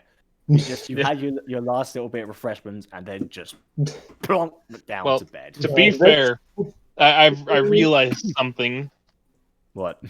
With it being how long would you say we've been drinking and stuff? I'd say like an hour. Kai's like, this felt so much better last time. Why aren't I feeling the effects? Why? Oh yeah, he can't get drunk right now, can he? No. I'm trying to drown my sorrows, but they have life vests. Well, After several drinks and a couple to go, Noah's gonna realize something. He's still covered in blood. I think he said spent about an hour of just sitting there at the bar, just. Yeah, people have still come up to thank you, but you do notice something. They do kind of wrinkle their noses as they get close to you because, by God, you stink. Both of a combination of both dry blood and alcohol. It's not a pretty combination. We said the first time didn't look cool, but this is just like 100 times less cool. Yeah. I can't get gag reflex just thinking about that. It's So- it's like the tired and broken, but also the incredibly drunk. Yeah, so kind of realizing, oh yeah, he's gonna make his way out of the bar. See that the river is very, a little too far for him to make it to. So he's just gonna join Barnaby into the stable for the night. Here's the thing. Here's the thing you realize as well. Barnaby has not been left alone in like a week or more. That's a good point. He feels a little guilty that Barnaby's gonna have to be all alone out there. Oh. So he's just gonna bring out the pelt again and just go and sleep by Barnaby. The true drunkard experience, waking up in a stable. Oh gosh. So, Kai, you've got the whole bedroom to yourself. Yep, and I am going to take full advantage of that by just sleeping. Just spreading myself across the full across the bed. Gadron and Lowry, I assume you guys go to bed pretty soon after your conversation. Yeah. That's not be clear. I did add a couple whiskeys to my inventory. We get down just like, oh, Take where full did Noah advantage of go? the I free- guess he went to bed. And that's where we're going to end tonight's session. That was good. Yeah. Right, what the bit where like Gadron was just like sat outside like kind of crying somewhat. I was like, I just want to say there's nothing complicated about what I'm feeling. that is one of the best lines I've heard quite a long time. Yeah. God, yeah. That was amazing. It was insanely like I was hoping that hit this me. would have some emotional beats for Gadron. It turned out so much better than I expected. Like, I wasn't expecting you to have a full conversation with Larry, but Well, I'm excited. I'm so happy. I'm so happy. This turned out so much better than I initially thought. Bro, I genuinely like in real life was kind of starting to break up at like I was listening to like Laura Palmer's theme from Twin Peaks just like by chance, which is like a really sad song, and it just like perfectly fit the mood, and it just like genuinely like how you get that lump in your throat. I got that. The moment where he was just sort of in the rain, bloody. Do you want to know what it reminded me of? Actually, I'm gonna post the link. But how many of you guys know Guts' theme from Berserk? Oh yeah. Oh, I've never seen Berserk. Okay, I am. Okay, well, not maybe Berserk, but I'm gonna copy and paste the link into. I'm gonna let the bot play it. Ooh. Doing all that. Okay. Bro, I kind of wanted to watch Berserk, but the CGI put me off it. Yeah.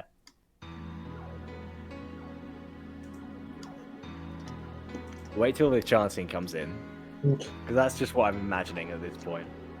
Oh, I do know this. Yeah, it's become a bit of a meme recently.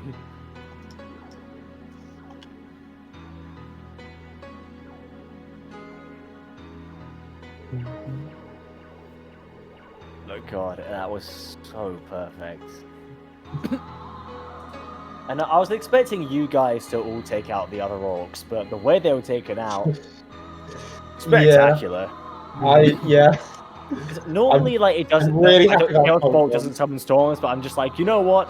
It fits. Yeah.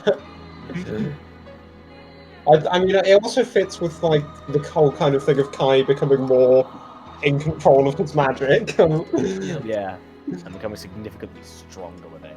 Yeah. That entire session was just solid, Yeah. like. And do 10 out you of guys 10. want to know a little behind the scenes secret? Yeah, Sure. It wasn't supposed to be this full of story beats. Ooh. I was Oh, just really? looking up like random encounters, and I was like, okay, so let's see, we got giant insects. We could have these thugs come in. That could be kind of funny, considering how it's like 5 thugs. I can make that an easy encounter. And I'm like, but at the end, I want them to find something. So I decide the village is being attacked, and what can they be attacked by? And I eventually it shows like, oh, orc war chief, 2 orcs, 2 orogs, and I'm like, okay, but if they're orcs, then would they know Gadron? yeah. If so, why could they? And then it just keeps spiraling Wait out. a It's like, if second. they do know Gadron, if they used to Nice. work with his daddy, Yep. and thus begins our next story arc. That's a good start to it as well. That was like that kind of that final attack against I think that final attack against was Bafu. it Barthu? Yeah, I think that paralleled Kai's Kai's burst of power against the Bladed Vipers from session 1. Yeah. So yeah, Those moments where they Yeah. just go. insane.